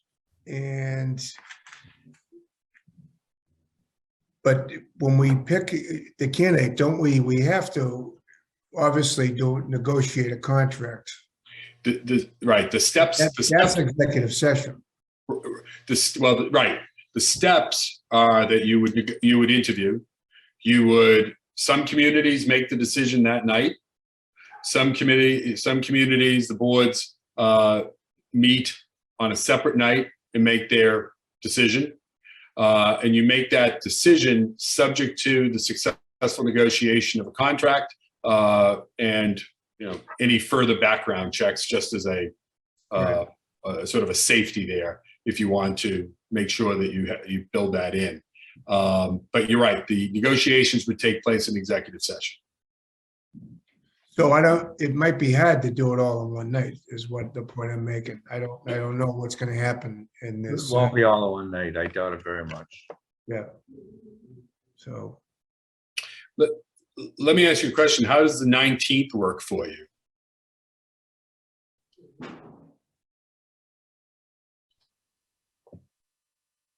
I would say early. I would say the 17th, but that's a holiday.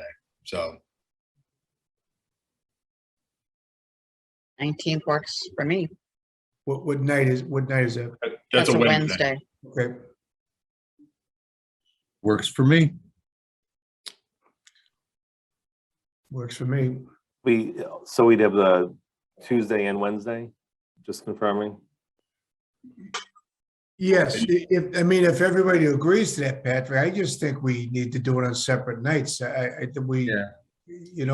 we don't run into the same conflict we've been having, and we get people upset that we're going too long. We got to try and keep everybody happy if we can. It's probably never going to happen, but so the reason I say that is that would we also have it on Tuesday? Because I think our whole meeting agenda was going to be just the interviews. So that's what I just want to clarify. Are we just moving it Well, look, hold on, Chris, Chris is saying that, right? There's nothing booked for the 18th. So, So I it's just just, saw this that. could be the only agenda. No, I want either a sewer update or a water update. I want an update every week going forward. As long as we leave time for that, I'm good with it, but it's January, now it's gonna be the 18th of January.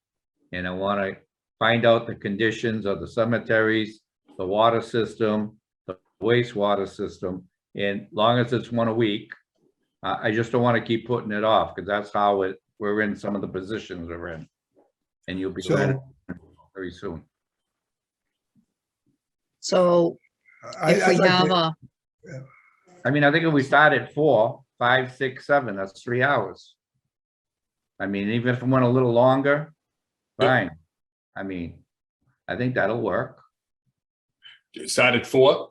Yeah, we can So- start at 4 and go 5, 6, 7. If you need another, just say you need another hour, you'll have it. I mean, Yeah.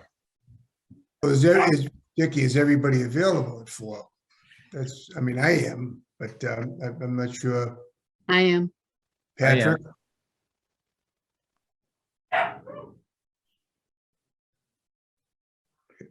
Yeah, that's okay, but this is just, would we have Wednesday? So this would be the meeting on Tuesday only, exactly. This right? will be everything. Yeah, Okay, perfect. just a Tuesday, really. Then that 4 o'clock is okay. It'll work. That just gives us some time, Patrick. That's Yeah, all. no, that works just fine. All right. What Harry? about Harry? Okay, so there we go. Well, you guys are good, coming to decisions so quickly. Well, Let me ask you a question, Bernie. Say we do agree on somebody. What's the usual notice time for a town manager in a community? I mean, I've seen it vary year, but I Yeah. don't know. Yeah, it tends to be, either 30 or 60 days. Okay. So one of those. Although I just saw a contract signed that was a 6-month notice, but it's 60 or 90, 30 or 60 days typically. Did you see the look on Lee's face? He just lost color. I said that specifically for Lee, so. Okay. Any other questions for Bernie? Patrick?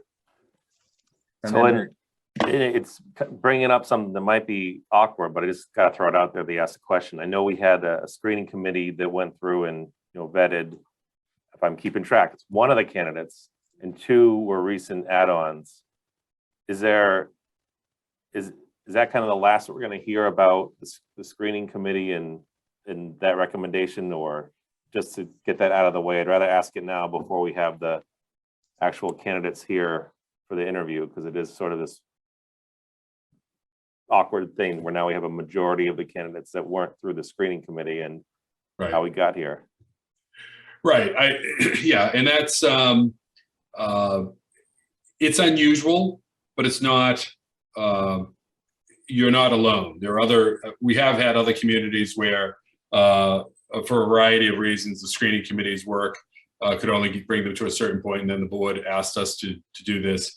I can think of one other case where that was done, and there are other communities where we were asked directly to just bring names. So it's not, it's probably a minority of the communities that go this way, but it has been done in other communities. And just one quick follow-up. So the 2 new candidates, just want to make sure that those 2 candidates weren't candidates who went through the screening committee yet at all, and then were turned away at one point. Correct. I was careful not to do that. I think I left it open last week that I might do that to bring you candidates, but I did not. One of the candidates had, both of the candidates are candidates that we had discussions with over the course of the last couple of months about this position. And then I guess just having been a part of the whole screening committee process and watching how that went through, I mean, I can't imagine this be any issue, but just like I can tell you're feeling good and enthusiastic about these candidates, but based on how you saw that other process go and the other candidates that move forward that had since dropped out that were finalists, do you feel that this is a good representation of what the screening committee, like how they, like you see these people, they probably would have ranked in the top, top yes. group based on it. I do think I don't that. want to ask the questions, but I want to, you're the professional here. You've been through this 100 times. I just want to make sure, kind of throw it out there now. We have them in front of us. Yeah, let me talk about that a little bit. I think that's a great question. Some of the candidates that the screening committee did not move forward at any point in their process was because they hadn't met the requirement of being a town manager in another community. They hadn't held that title and had that portfolio of responsibility. There were other candidates that were, the screening committee made the decision not to move forward because there were things about those candidates that may have been town managers, town administrators, but there were things in their backgrounds that would have been problematic coming into the town of Plymouth. There were things in their background that were easily identified and discovered. None of these candidates fit into those categories. They have the experience as town manager. They have clean backgrounds without any other issues. And looking at these candidates, and so that I can say with certainty. There were a couple of candidates. There was one candidate in particular that the screening committee looked at that had the background, had the clean background, but the interviewing left. There wasn't the passion really that they thought that the person should have. Knowing all three of these candidates, they all have experience. They all have the backgrounds that that I think we can look at and say that there aren't any issues. And then there's they all have the passion for municipal government that they would bring to the table.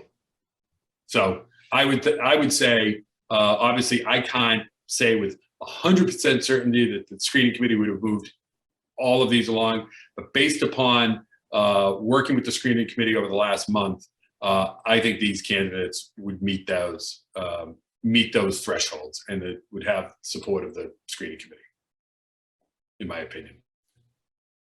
Thank you. That was very helpful. Thank you. Sure. Any other questions for Bernie? I just have a comment. I'm going to say I'm a little disappointed, actually a lot disappointed with what I've seen on social media about a possible candidate for this position. And it's really not going to be a secret because you all know what I'm talking about because of what I've already read. I'd like to know how that this information gets into the hands of people in social media. Not only to that extent, to the 2 emails I got at town hall mentioning the individual. I just want to throw it out there, Bernie. It saddens me and I feel very bad for the individual. And then to watch the conversation, if you will, at least the part that I saw, I really felt bad. And you know what? It made me ashamed. Yeah. Well, I'll go that far to say that in social media. And I could sit here and be quiet, but anybody that knows me, I got to tell you how I feel. Yeah. That's exactly how I feel. Yeah. I mean, I'm not blaming it on you. No. I'm just saying that I don't know if you saw it, but it must have been very uncomfortable to somebody to see. I know it would be for me. and the remarks that were made in the comments. People are just cruel sometimes. Yeah. And, let me apologize on behalf of this community to that individual. And that's all I'm going to say on that. And I, if I may, I have not seen it on the social media, and I do try to track that a little bit, but I have not seen it. But you know, one of the pieces of advice we give to every screening committee, to every select board, to every community is this is a confidential process, and it should remain confidential because people's careers and people's reputations are at stake here, and it's important that occur. I assume you're speaking of something that was a confidential, because no names are out until right now. So, and I will say that I have been surprised myself here in Plymouth with the degree with which that confidentiality has been violated. I will agree with you on that. Thank you. Charlie? You're muted. You're muted, Charlie.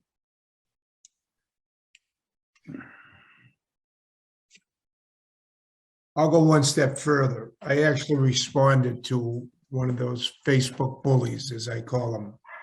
And I said to that person that it's funny that you know the candidate and we don't know it. And I said, explain the process that, that 25 candidates were vetted by 7 very reputable citizens of Plymouth. They brought 3 finalists to us, and we're gonna, and the board is gonna make a decision on whoever the best candidate is, and that's how we're gonna vote. That's how I'm gonna vote. And I said, I just want to make it, I forget the exact wording, but want to make it very clear that a vote is not going to be influenced by the Facebook bullies out there. So it was awful. When that person resigned, I wasn't, withdrew, I wasn't surprised. Awful. So, but we're not, this board, I know myself, I'll speak for myself, I won't speak for the board, but I think I can. We're gonna pick the best candidate out of the 3 candidates that are before us. We're gonna pick the best candidate. And I'm not worried about I mean, of course I worry about what people think, because I want to make sure we're picking the best candidates. And he makes us all proud, or she or he makes us proud, so. But you're right, Dickie. I was disgusted too. It was supposed to be confidential, and it's why right now, if you said let's bring these new 2 candidates back to the committee, I'd say that my vote would be no, because I'm prepared to do the interviews, and I'm gonna look at their resumes. I'm gonna Google. I'm gonna make some calls and do my due diligence to find out their backgrounds and what kind of job they've done in their former, what kind of reviews they get in their former jobs. So, and I'm comfortable that I can make the right decision, and I'm comfortable the rest of you on the board can make the right decision too. So. And along those lines, Charlie, and I say this in every community that we serve, is the board members, over the course of the next week, any questions you have regarding any of these candidates, we've given you the reference comments that we received from people. We assemble those and we put those forward to you so that you have a sense of who these people are, what their experiences are, what their skills are, that their problem-solving capabilities, that if you have any questions about any of these candidates, I'm happy to take your call anytime between now and next Wednesday. It's amazing the information you can get on Google. Yeah. Well, it is, but it's like reading Facebook. No, this is factual. Anything I look at, if it's not factual, I'm not, and yeah, but sometimes there's a little bit more, as you know from your role on the board, stuff that you do at the board is sometimes misinterpreted and misunderstood. So you kind of have to get the background that goes with that. So anything you see that you want to talk about, feel free to give me a call. Thank you, Bernie. Thank you. It might not be a bad idea for the members, the board, when you get your questions figured out, to run them by Bernie to make sure they're all within the law, and some things you can't ask people, and unless you're up to speed with it, but I'm gonna run mine by them, the ones that are in question anyway. So, right, Bernie, it's probably a good idea just to make sure. Yeah, and I'll send you out I'll send everyone out an advisory on that as well that may answer your question, but then by all means, send them on to me. Yep. Any other comments for Bernie? So, Chairman Quintal, if I could, Lee Hartman. Yes, So, Lee. Bernie, do you have any advice for the board about reaching out to people who are not on the reference list, or reaching out to people in the communities that you've stated that they work in? Yeah, I mean, certainly board members can do that. The only caution I would give you with any of that is always, who you talk to, you just always take everything with a grain of salt. If you just do a blind call, you might catch someone who has one set of opinions, and you might catch the one person who is disgruntled about a decision that person made at that particular, recently, and you'll be affected by that. You might get the complete opposite too, and you want to make sure there's a balance to whatever you get for information. Like similar to the Google. We use Google for all of our work, and then we verify everything that we get. We get the background on each one of these. Similarly, if I often tell people, if you walk down the streets of, as many of you know, I was a city manager in my prior life. If you walk down the street of the city of Lowell, one person would say wonderful things and one person would say negative things. Actually, you'd probably get two people that would say positive things and one person would say negative things, but just take it all with a grain of salt. Okay, then. We'll talk to you during the week, and we'll see you next Tuesday at 4. Next Tuesday at 4, right? Yep. Oh, Betty got one more. Go ahead, Betty. Well, I'm just wondering the process. I believe that we have to accept those applicants, Mr. Chairman. Don't we? I think that's a good step to take. Okay. A motion to accept the 3 candidates that Mr. Lynch and Paradigm brought forward to the Board of Selectmen for town manager. I'll second. Second, discussion. All those in favor? Unanimous. Thank you, Bernie. All right, thank you. See you then. Okay.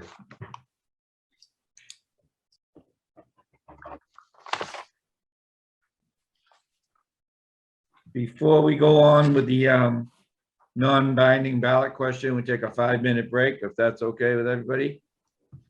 See you at 8:16.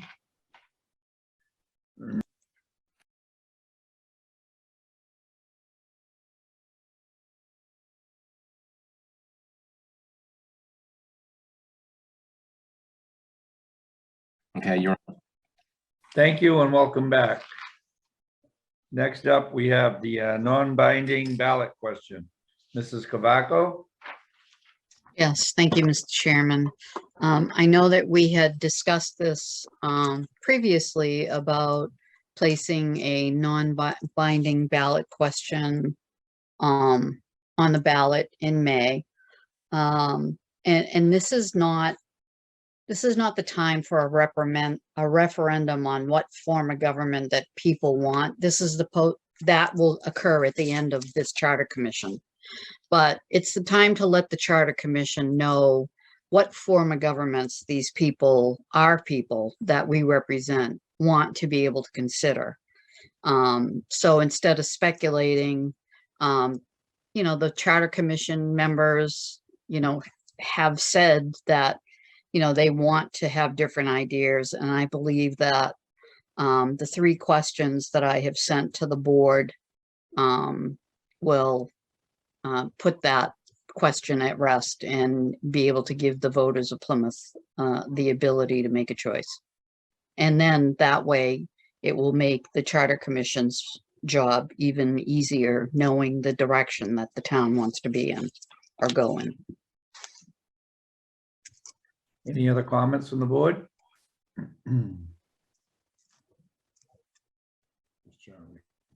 Harry?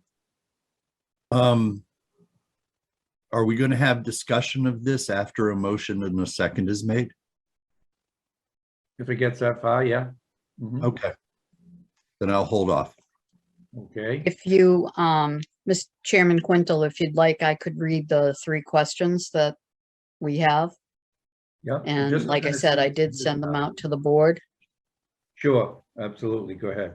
So everybody. And the watching first, Also, and the first question would be, should the Charter Commission offer the voters of Plymouth a choice of government, which includes a representative town meeting / town manager form of government? The second question would be, should the Charter Commission offer the voters of Plymouth a choice of government, which includes a town council / town manager form of government? And the third question would be, should the Charter Commission offer the voters of Plymouth a choice of government, which includes a mayor / city council form of government? And those would be 3 separate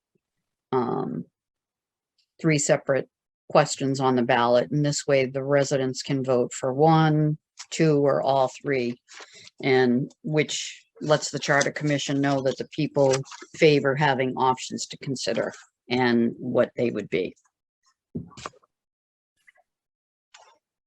any other questions? Charlie, you're muted. The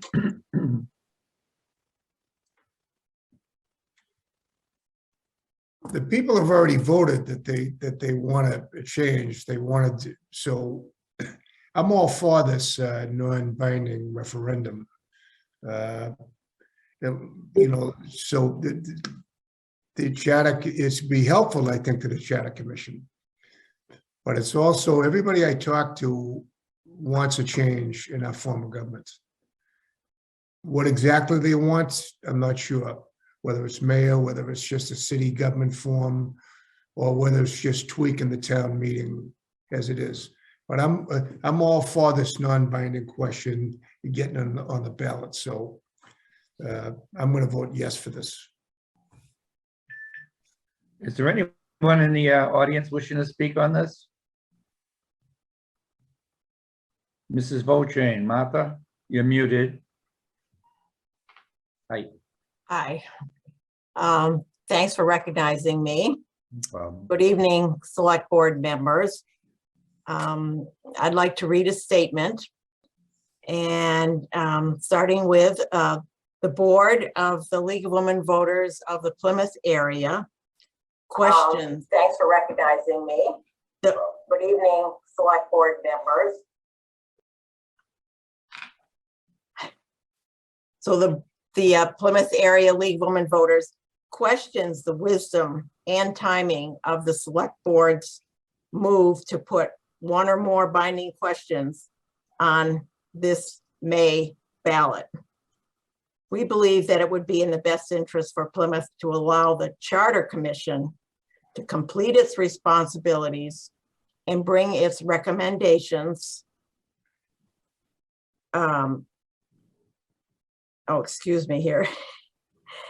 Right, and bring its recommendations regarding a new or revised charter to the Plymouth voters.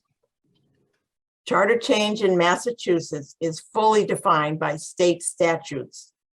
No role is included for a select board, nor does our town charter define any role for the select board in charter change.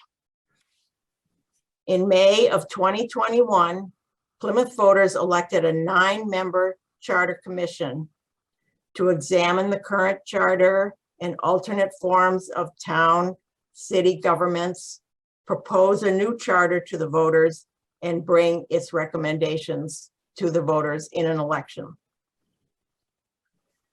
This commission has been meeting publicly on a twice-monthly schedule since last May and has heard from a large number of current and former town officials, including members of the select board, officials from other towns, as well as interested Plymouth citizens. These individuals have made many suggestions for improvements, ranging from clarification of duties to a complete change in our form of government. The commissioners have also examined charters of other Massachusetts municipalities. During the 15 meetings to date, commissioners have had substantial discussion and respectful debate about the strengths and weaknesses of Plymouth and other towns and cities' charters, searching for ideas that would improve Plymouth's governance. The League is concerned that including non-binding questions on this spring's ballot could confuse voters when the commission's proposals is put to the voters, presumably in the spring of 2023.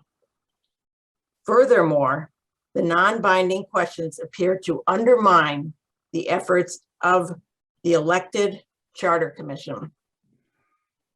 A member of the Select Board has also spoken to the Charter Commission of wanting 2 or more alternate charters presented to the voters. This may sound like a reasonable proposal, but a charter has to get approval from a majority of the voters. And that becomes less likely as more options are put on the ballot. Years ago, a Plymouth Charter Commission did put 2 charter choices on the ballot, and neither got a majority of the votes. Is that the result that the Plymouth voters want? Respectfully, the Board of the League of Women Voters of the Plymouth area. Thank you.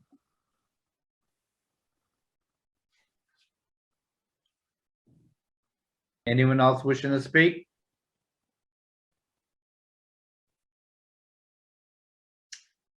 Mr. Bletzer, and then Mrs. I'd like to respond to the league.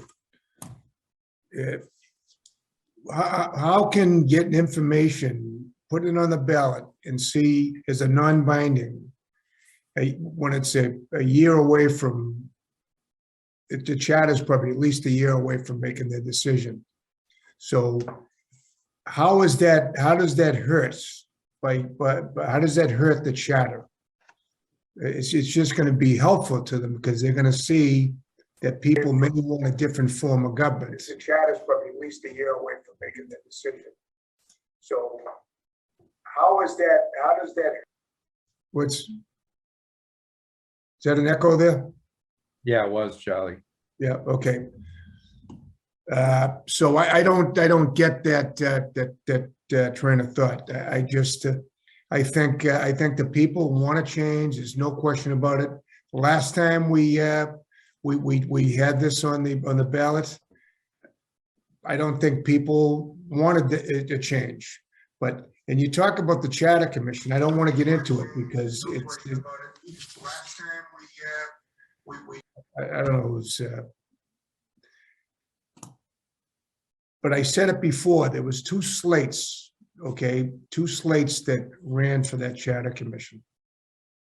And everybody that's on here, I said this before too, you're all political activists. So everybody knows what a slate is. A slate is a particular group that has an agenda, has one agenda, okay? And they advertise it because they sent mailings out. You get mailings. There was one slate that was pro town meeting. The other slate was pro mayor or city government, a different form than town. It was against town meeting. 3, I think there's 2 or 3 members of the against town meeting got elected, and the rest were the people that were for town meeting. Okay, so at least 9 out of the 12. 6 out of the 9 members were for pro-town meeting. So I'm still not confident that they're gonna change, that they're really looking hard at other forms of government, okay?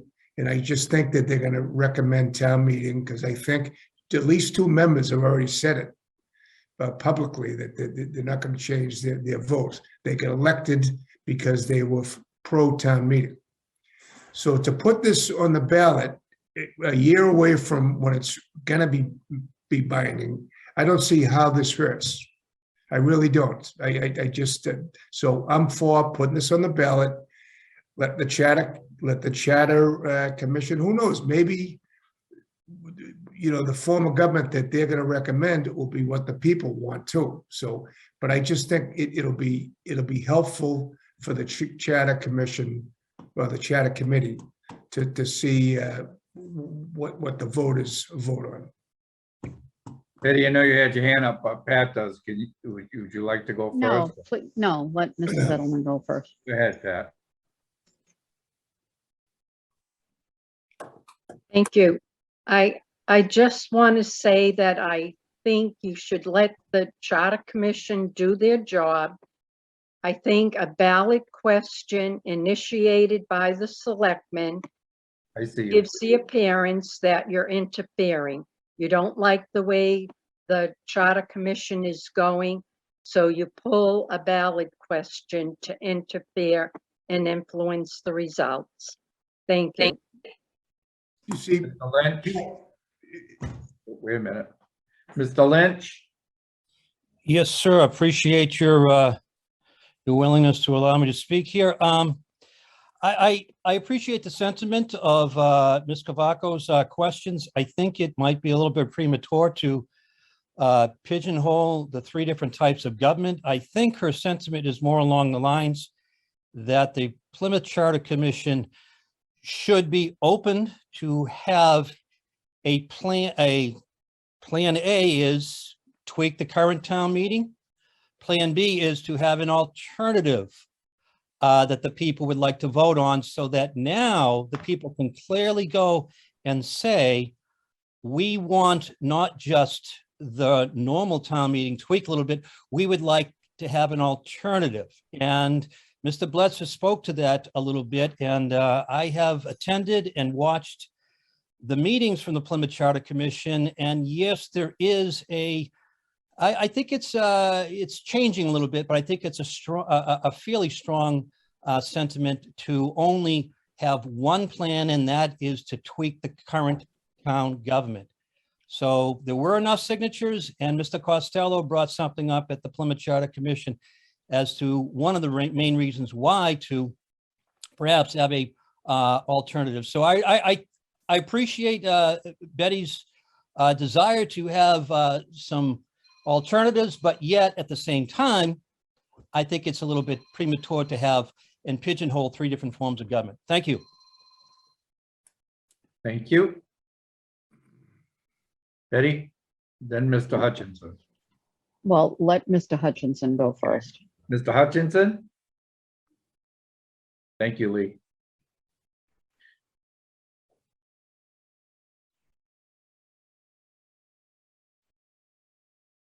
I don't know if he heard you.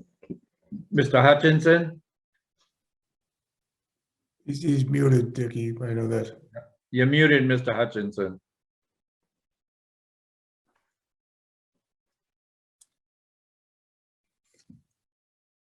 You're muted, sir.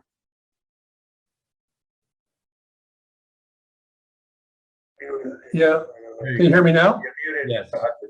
Okay, got it now? Yeah. I tried to unmute there. Okay. It happens to the best. I'm not according to my screen. We can hear you. Yeah, can you hear me now? Okay, got it now?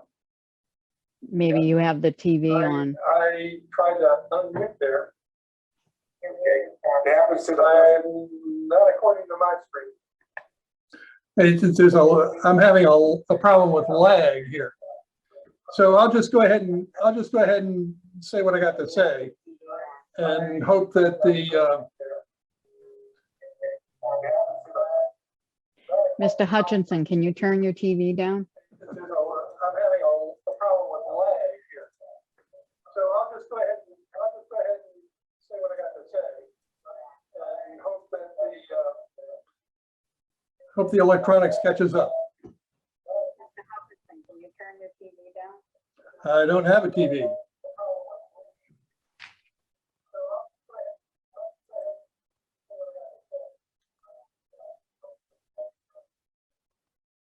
Hope the electronics catches up. I don't have a TV.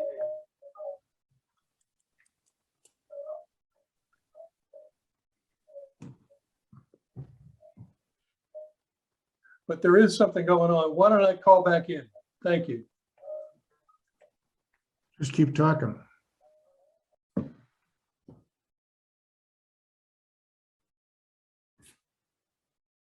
You're muted, Dick. Betty?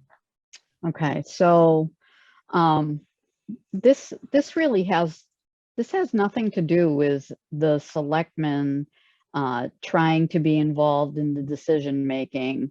I mean, presenting the people with only one option is not just democracy, it's a dictate. It is only by offering people a choice that we can ensure the various forms of government available have been fully vetted, debated, and considered to those actually tasked with making this decision, and that's the voters.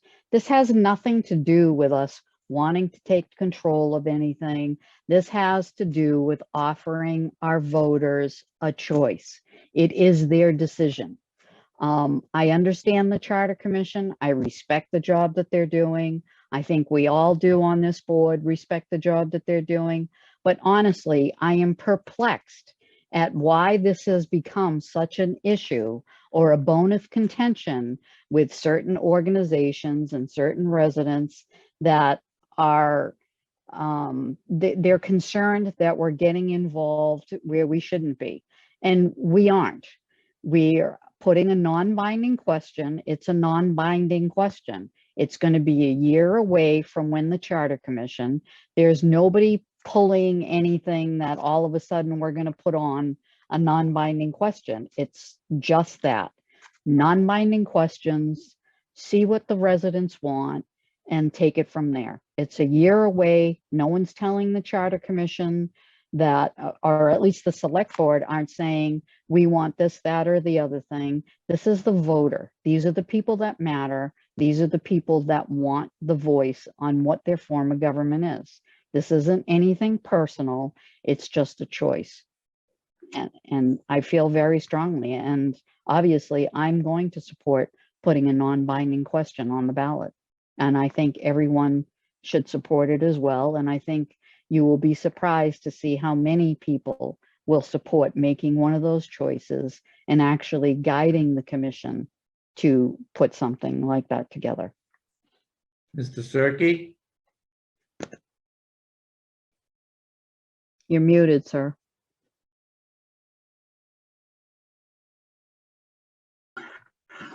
I'm equally as vigorous in opposing this motion. I believe that the maker of this motion is disappointed at the composition of the Charter Commission. The Charter Commission was composed of people that were elected by the registered voters of the town of Plymouth. I think the effort to put even a non-binding referendum is a way of expressing displeasure with the makeup of the conservation of the Charter Commission as it currently exists. And if people want to make their views known to the Charter Commission, they just have to attend the Charter Commission meetings and make their views known. But the answer is not to have a non-binding referendum. The time for doing that passed when the Charter Commission was created, and it's similarly, if you want to influence their output, go to the meetings and express your points of view, but don't do this. Thank you. Thank you. Anyone else wishing to speak? Mr. Flaherty? Thank you. All I'll say is that for the idea of getting the pulse of the community. You know, I don't think that's a bad idea. I think what I find problematic from the nature of the questions by putting the specific types of government down is that although it's non-binding, it will interfere with the process. If I had to recommend a question that would be on there, if we wanted to have a question from the, you know, to gauge some, is that would the resident be open to another form of government besides town meeting? I mean, that in a way sort of opens the door to get the same pulse checking. But I think when you put down the specific types, having watched almost all of the Charter Commission meetings, you can see that it's so deeply complex, even within one type of town government, that I just think it's problematic to put that out there like that. And I have to agree with some of the statements that were here tonight, but overall, I don't believe we necessarily should put any question out there. But I think if we were going to put one, that it would be more broadly asking if you are open to a change in the form of government, but not putting a specific type down. Thank you. Harry? Well, I'm gonna give my opinion now, since Patrick brought up a possible change. I feel the need to make my feelings known about this. When I ran for selectman, when asked if I supported a charter commission, I told everyone I would respect the will of the voters. Back in May, they voted for a charter commission and for the members of that commission. I believe that the philosophies of government of all candidates relative to Plymouth becoming a city or a city form of government were well known to the voters.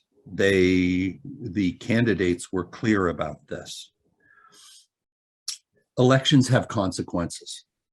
Yes, only 10% of the registered voters came forth, but it was not a secret that on the ballot last May was a vote for the Charter Commission and its members. It was not a secret, and only 10% of the population came out to vote.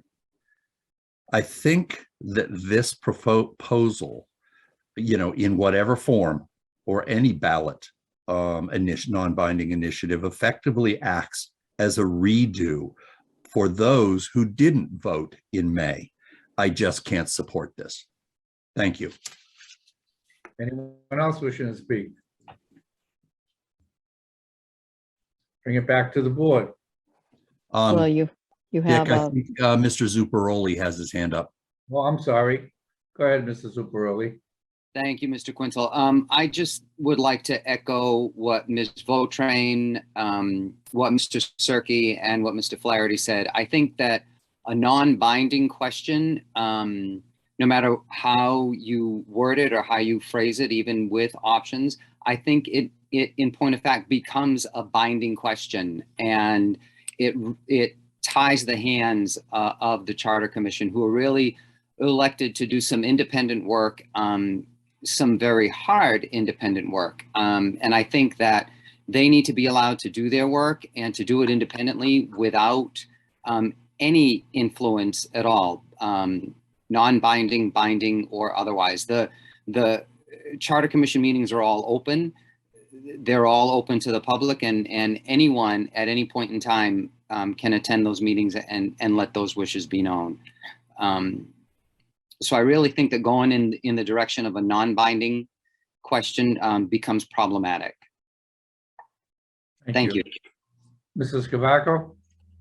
Well, thank you for your comments, but 78% of the voters voted for a charter commission, and that means a change. Non-binding is just that. It's non-binding.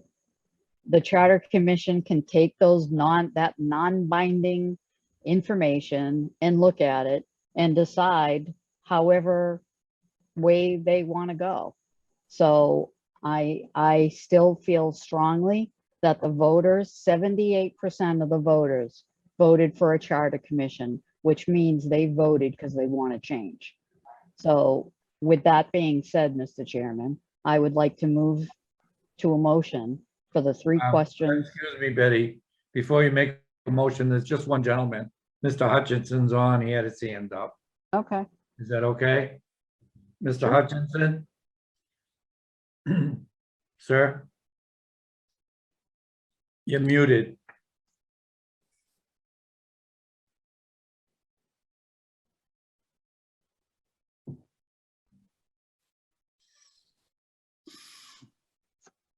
Thank you. So, well, I just unmuted myself. Building a charter, which is to say, providing a comprehensive and effective form of government to present to voters, demands attention and focus. It's complicated work. And this proposal makes it sound like it's a simple task. This idea is not doing voters a favor, but it's forcing them to choose. Huh. Keep going.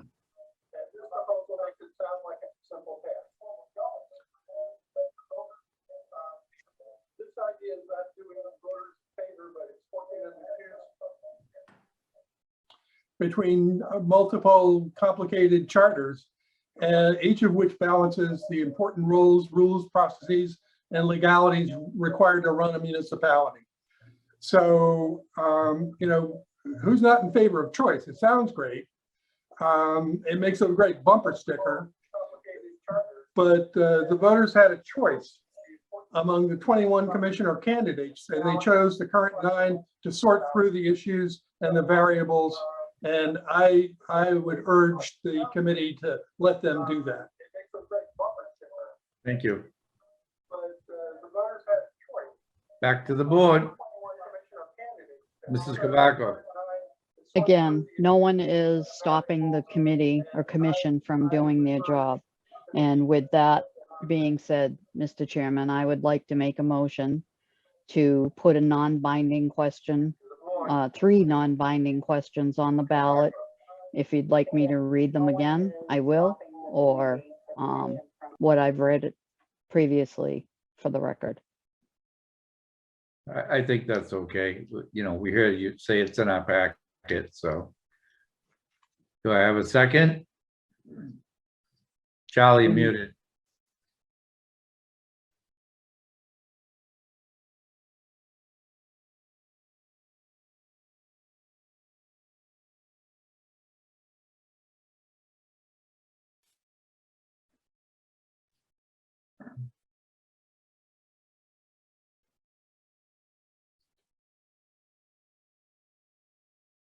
Charlie, you're muted. Oh, you're trying to get it off? Okay.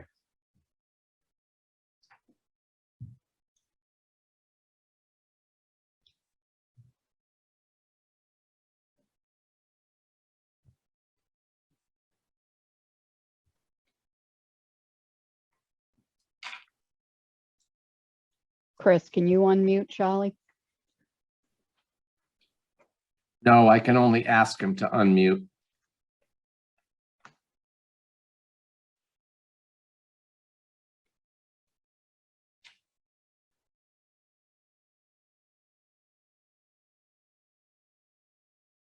All right, sorry, but I have a different setup tonight than what I'm normally used to using, so sorry about that.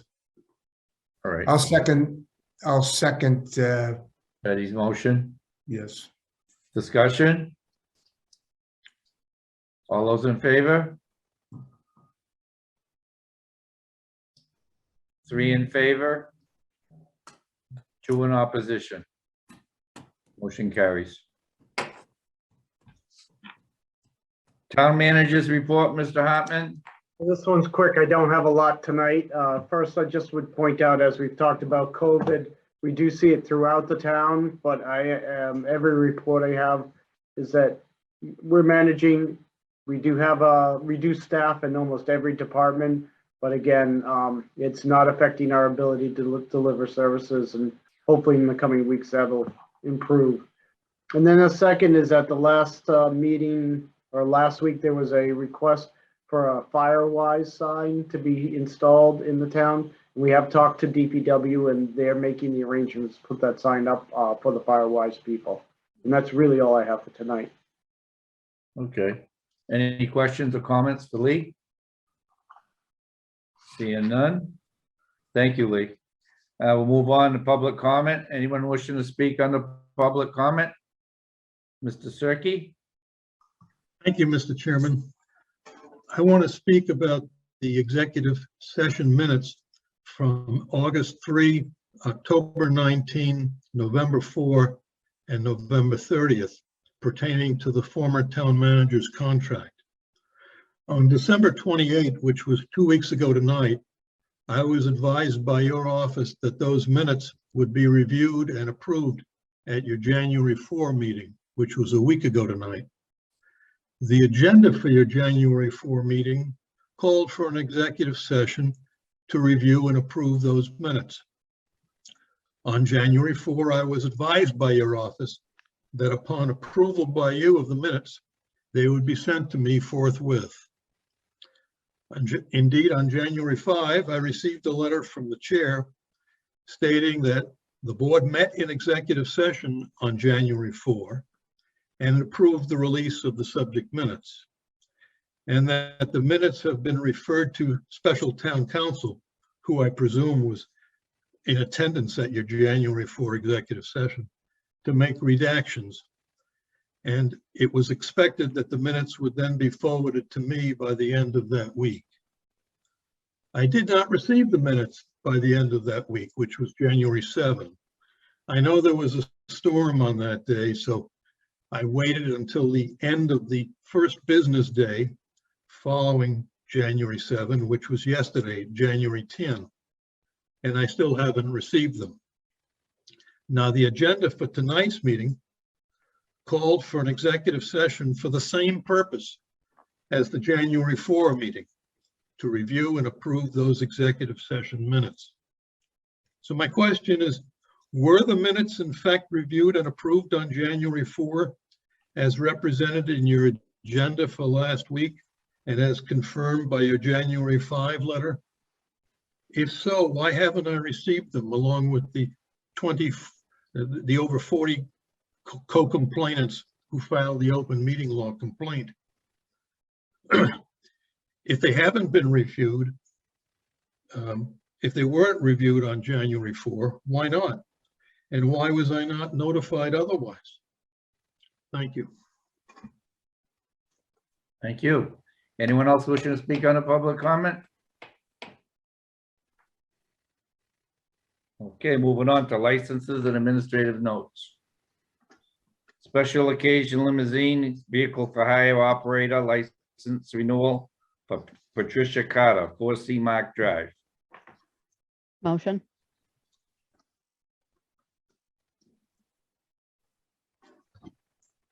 Second that. Discussion?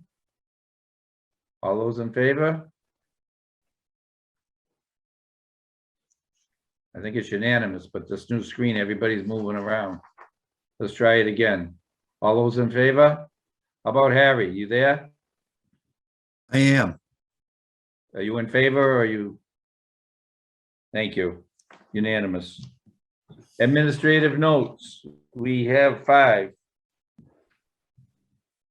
Do I have a motion? Motion to move as a group. Do I have a second? Second. Second. Discussion? All those in favor? Unanimous. Committee liaison updates? Betty? Yes, I did reach out to our select board assistant, Mr. Badeau, today. And if the board remembers, I had made a motion on behalf of the Harbor Committee probably about a month or so ago. And there was some additional information that was presented, and we ended up pulling that agenda item, and I'd like the Harbor Committee to be scheduled to come back. But just to update the board that Dan McKiernan, who is the head of Division of Marine Fisheries, did send out an email to the Harbor Committee and myself stating that the information that was provided by our staff did not change his opinion. The only thing I'm concerned about is that I believe we're coming up on the 6 months, and I know Mr. Bedeau was going to find out when that time was, but I didn't hear from him before the meeting, so wondering if he does have that information, because we Oh, I may have had to. reached out. Oh, sorry. I had looked back at our agenda and saw that we had voted, but I don't know when they actually began the license. I reached out to Chad and David Gould. I'm just waiting to hear back from them. I should hear by the morning. So I don't know, Mr. Chairman, if you would like to, because I think we're right at that point, I believe, or within a couple weeks of it. Should we extend that for another month? For that, because it was originally 6 months, but like I said, we don't know. You know, remember when we did the licenses for 6 months? And we were supposed to get a report back in 3, and that got postponed. And now, like I said, without knowing the date, I don't know if the board would entertain extending that 6-month license period to 7 month. So we just have the time. The Harbor Committee is meeting on Thursday. I've asked Chris to put them on the agenda for the 25th. So, but where we don't have the time readily available to us right now, I think it would behoove us to extend that for a month, so we are certain that we are, you know, we have the time to do what we need to do, and we're not in any violation with the license agreements. Is that a motion? Sure, that's a motion. I'd like to make a Extend for motion. 30 days. Yes, please. Do I have a second?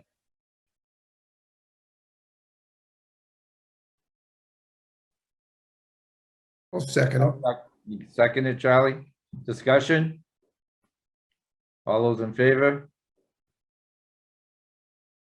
Unanimous.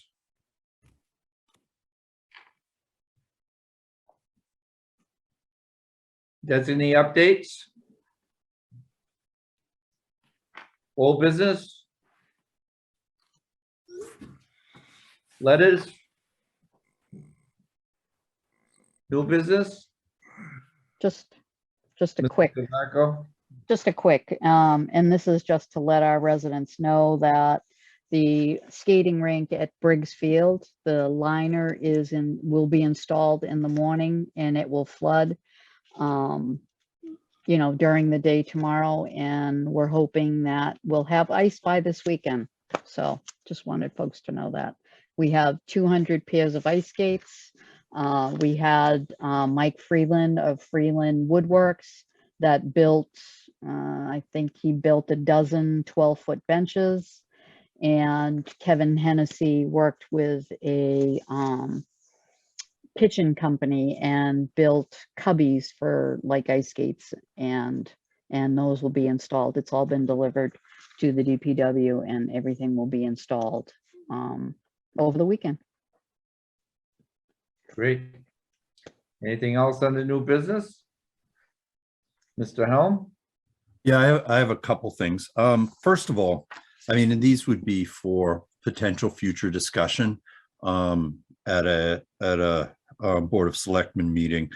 A suggestion has been made, and I think that it makes sense that, you know, apropos to, for instance, the climate change addendum today, large document, that possibly for board presentations of that size that are given to the Board of Selectmen that would be of interest to the residents who are watching the meeting, that they be posted under the news section on the town website so that residents could see them. I don't believe residents were able to really easily, if at all, access the climate change addendum. So that's just something for us. I'm putting a bug in our ear about something along those lines so that the residents have that information that they can review as we're talking about it or before.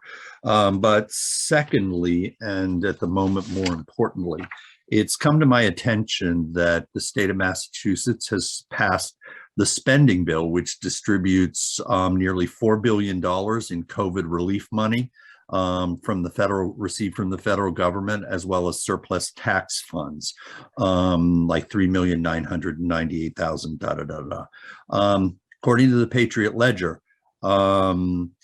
the town of Plymouth received nothing. None of that almost $4 billion. Two private organizations in town, the Spire Center and the Pilgrim Hall Museum, each received $75,000, but the town of Plymouth received nothing. I would like to have an agenda item placed on the next meeting so that our state representatives are aware of it and can come and tell us exactly what happened. Perhaps maybe there is money and we just don't know about it, or they're waiting for some funds, or there wasn't any. And if we did not receive any, I think it is incumbent upon this board to investigate and find out why out of $4 billion, the town of Plymouth received zero. And I would like to have that put on the next agenda. I will take a look at it. Okay. Let you know how it's going. We're starting at 4. So let's take a look and see what it's up to next week. I know I promised already the grant, the legacy grant. So, and they're getting, you know, they want to come forward. So we can put it on. Sure. Or it could be on a following one, because if this ship has sailed, it's not like we can turn it around and get some money. But I do think if we receive no money, there are some problems.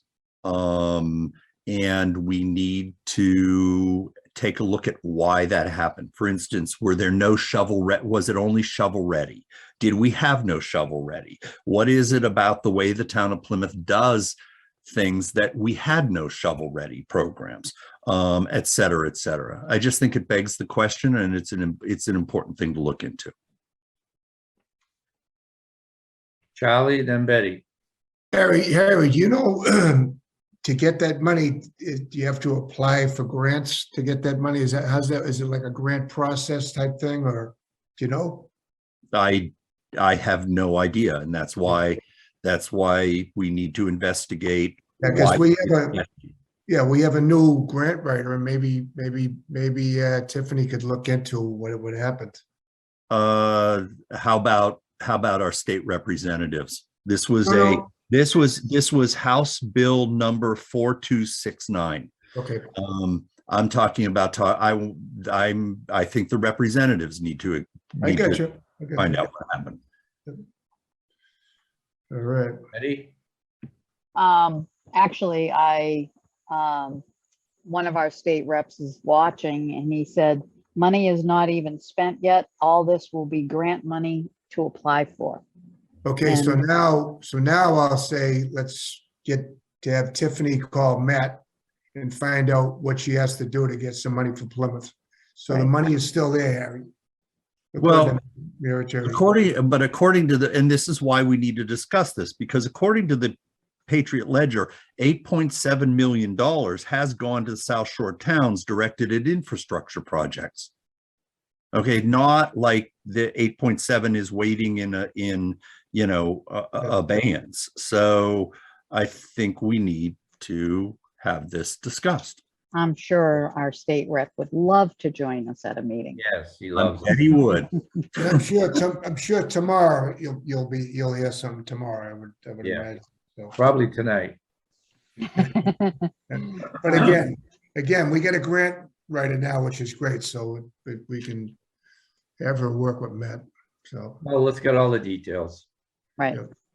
Mrs. Cavaco, did you have And your that's hand? why I'm bringing this one up. Good job, Harry. Yes, I do have. One of the things that we always talk about is communication for our residents. And after noticing, I surf social media sites quite a bit, noticing so many other towns have, like, their DPW has their own Facebook page, their police, their fire. I really think that we should do something similar to that, because especially DPW with all the projects that they're working on and roadworks, although they do, but they do post town website if it's paving or something like that. But I think the DPW has like so much information that they should be able to post on their own town department website, Facebook page, Instagram, however, what they feel. And I know that the director would like to do that as well. So I'm wondering if Lee could, make that happen. And I think it's really important that folks know like what's going on. I'm not saying they're going to be posting something all day long, but a post a day, a couple posts a day isn't going to take a lot of time away from, what their regular duties are. And I know that, we have 3 managers over there, and I think it would be great to keep our residents updated on the goings on of, what's happening in town. So I'd like to have that happen. And not only for the DPW, but for every department. Anything else? Nope. Motion to adjourn? Motion to adjourn. Second that. Okay. Second, Thank you for watching. Have a good evening, good week. And remember, next Tuesday, we're starting at 4 o'clock. oh, yay. We're doing the interviews for the town manager.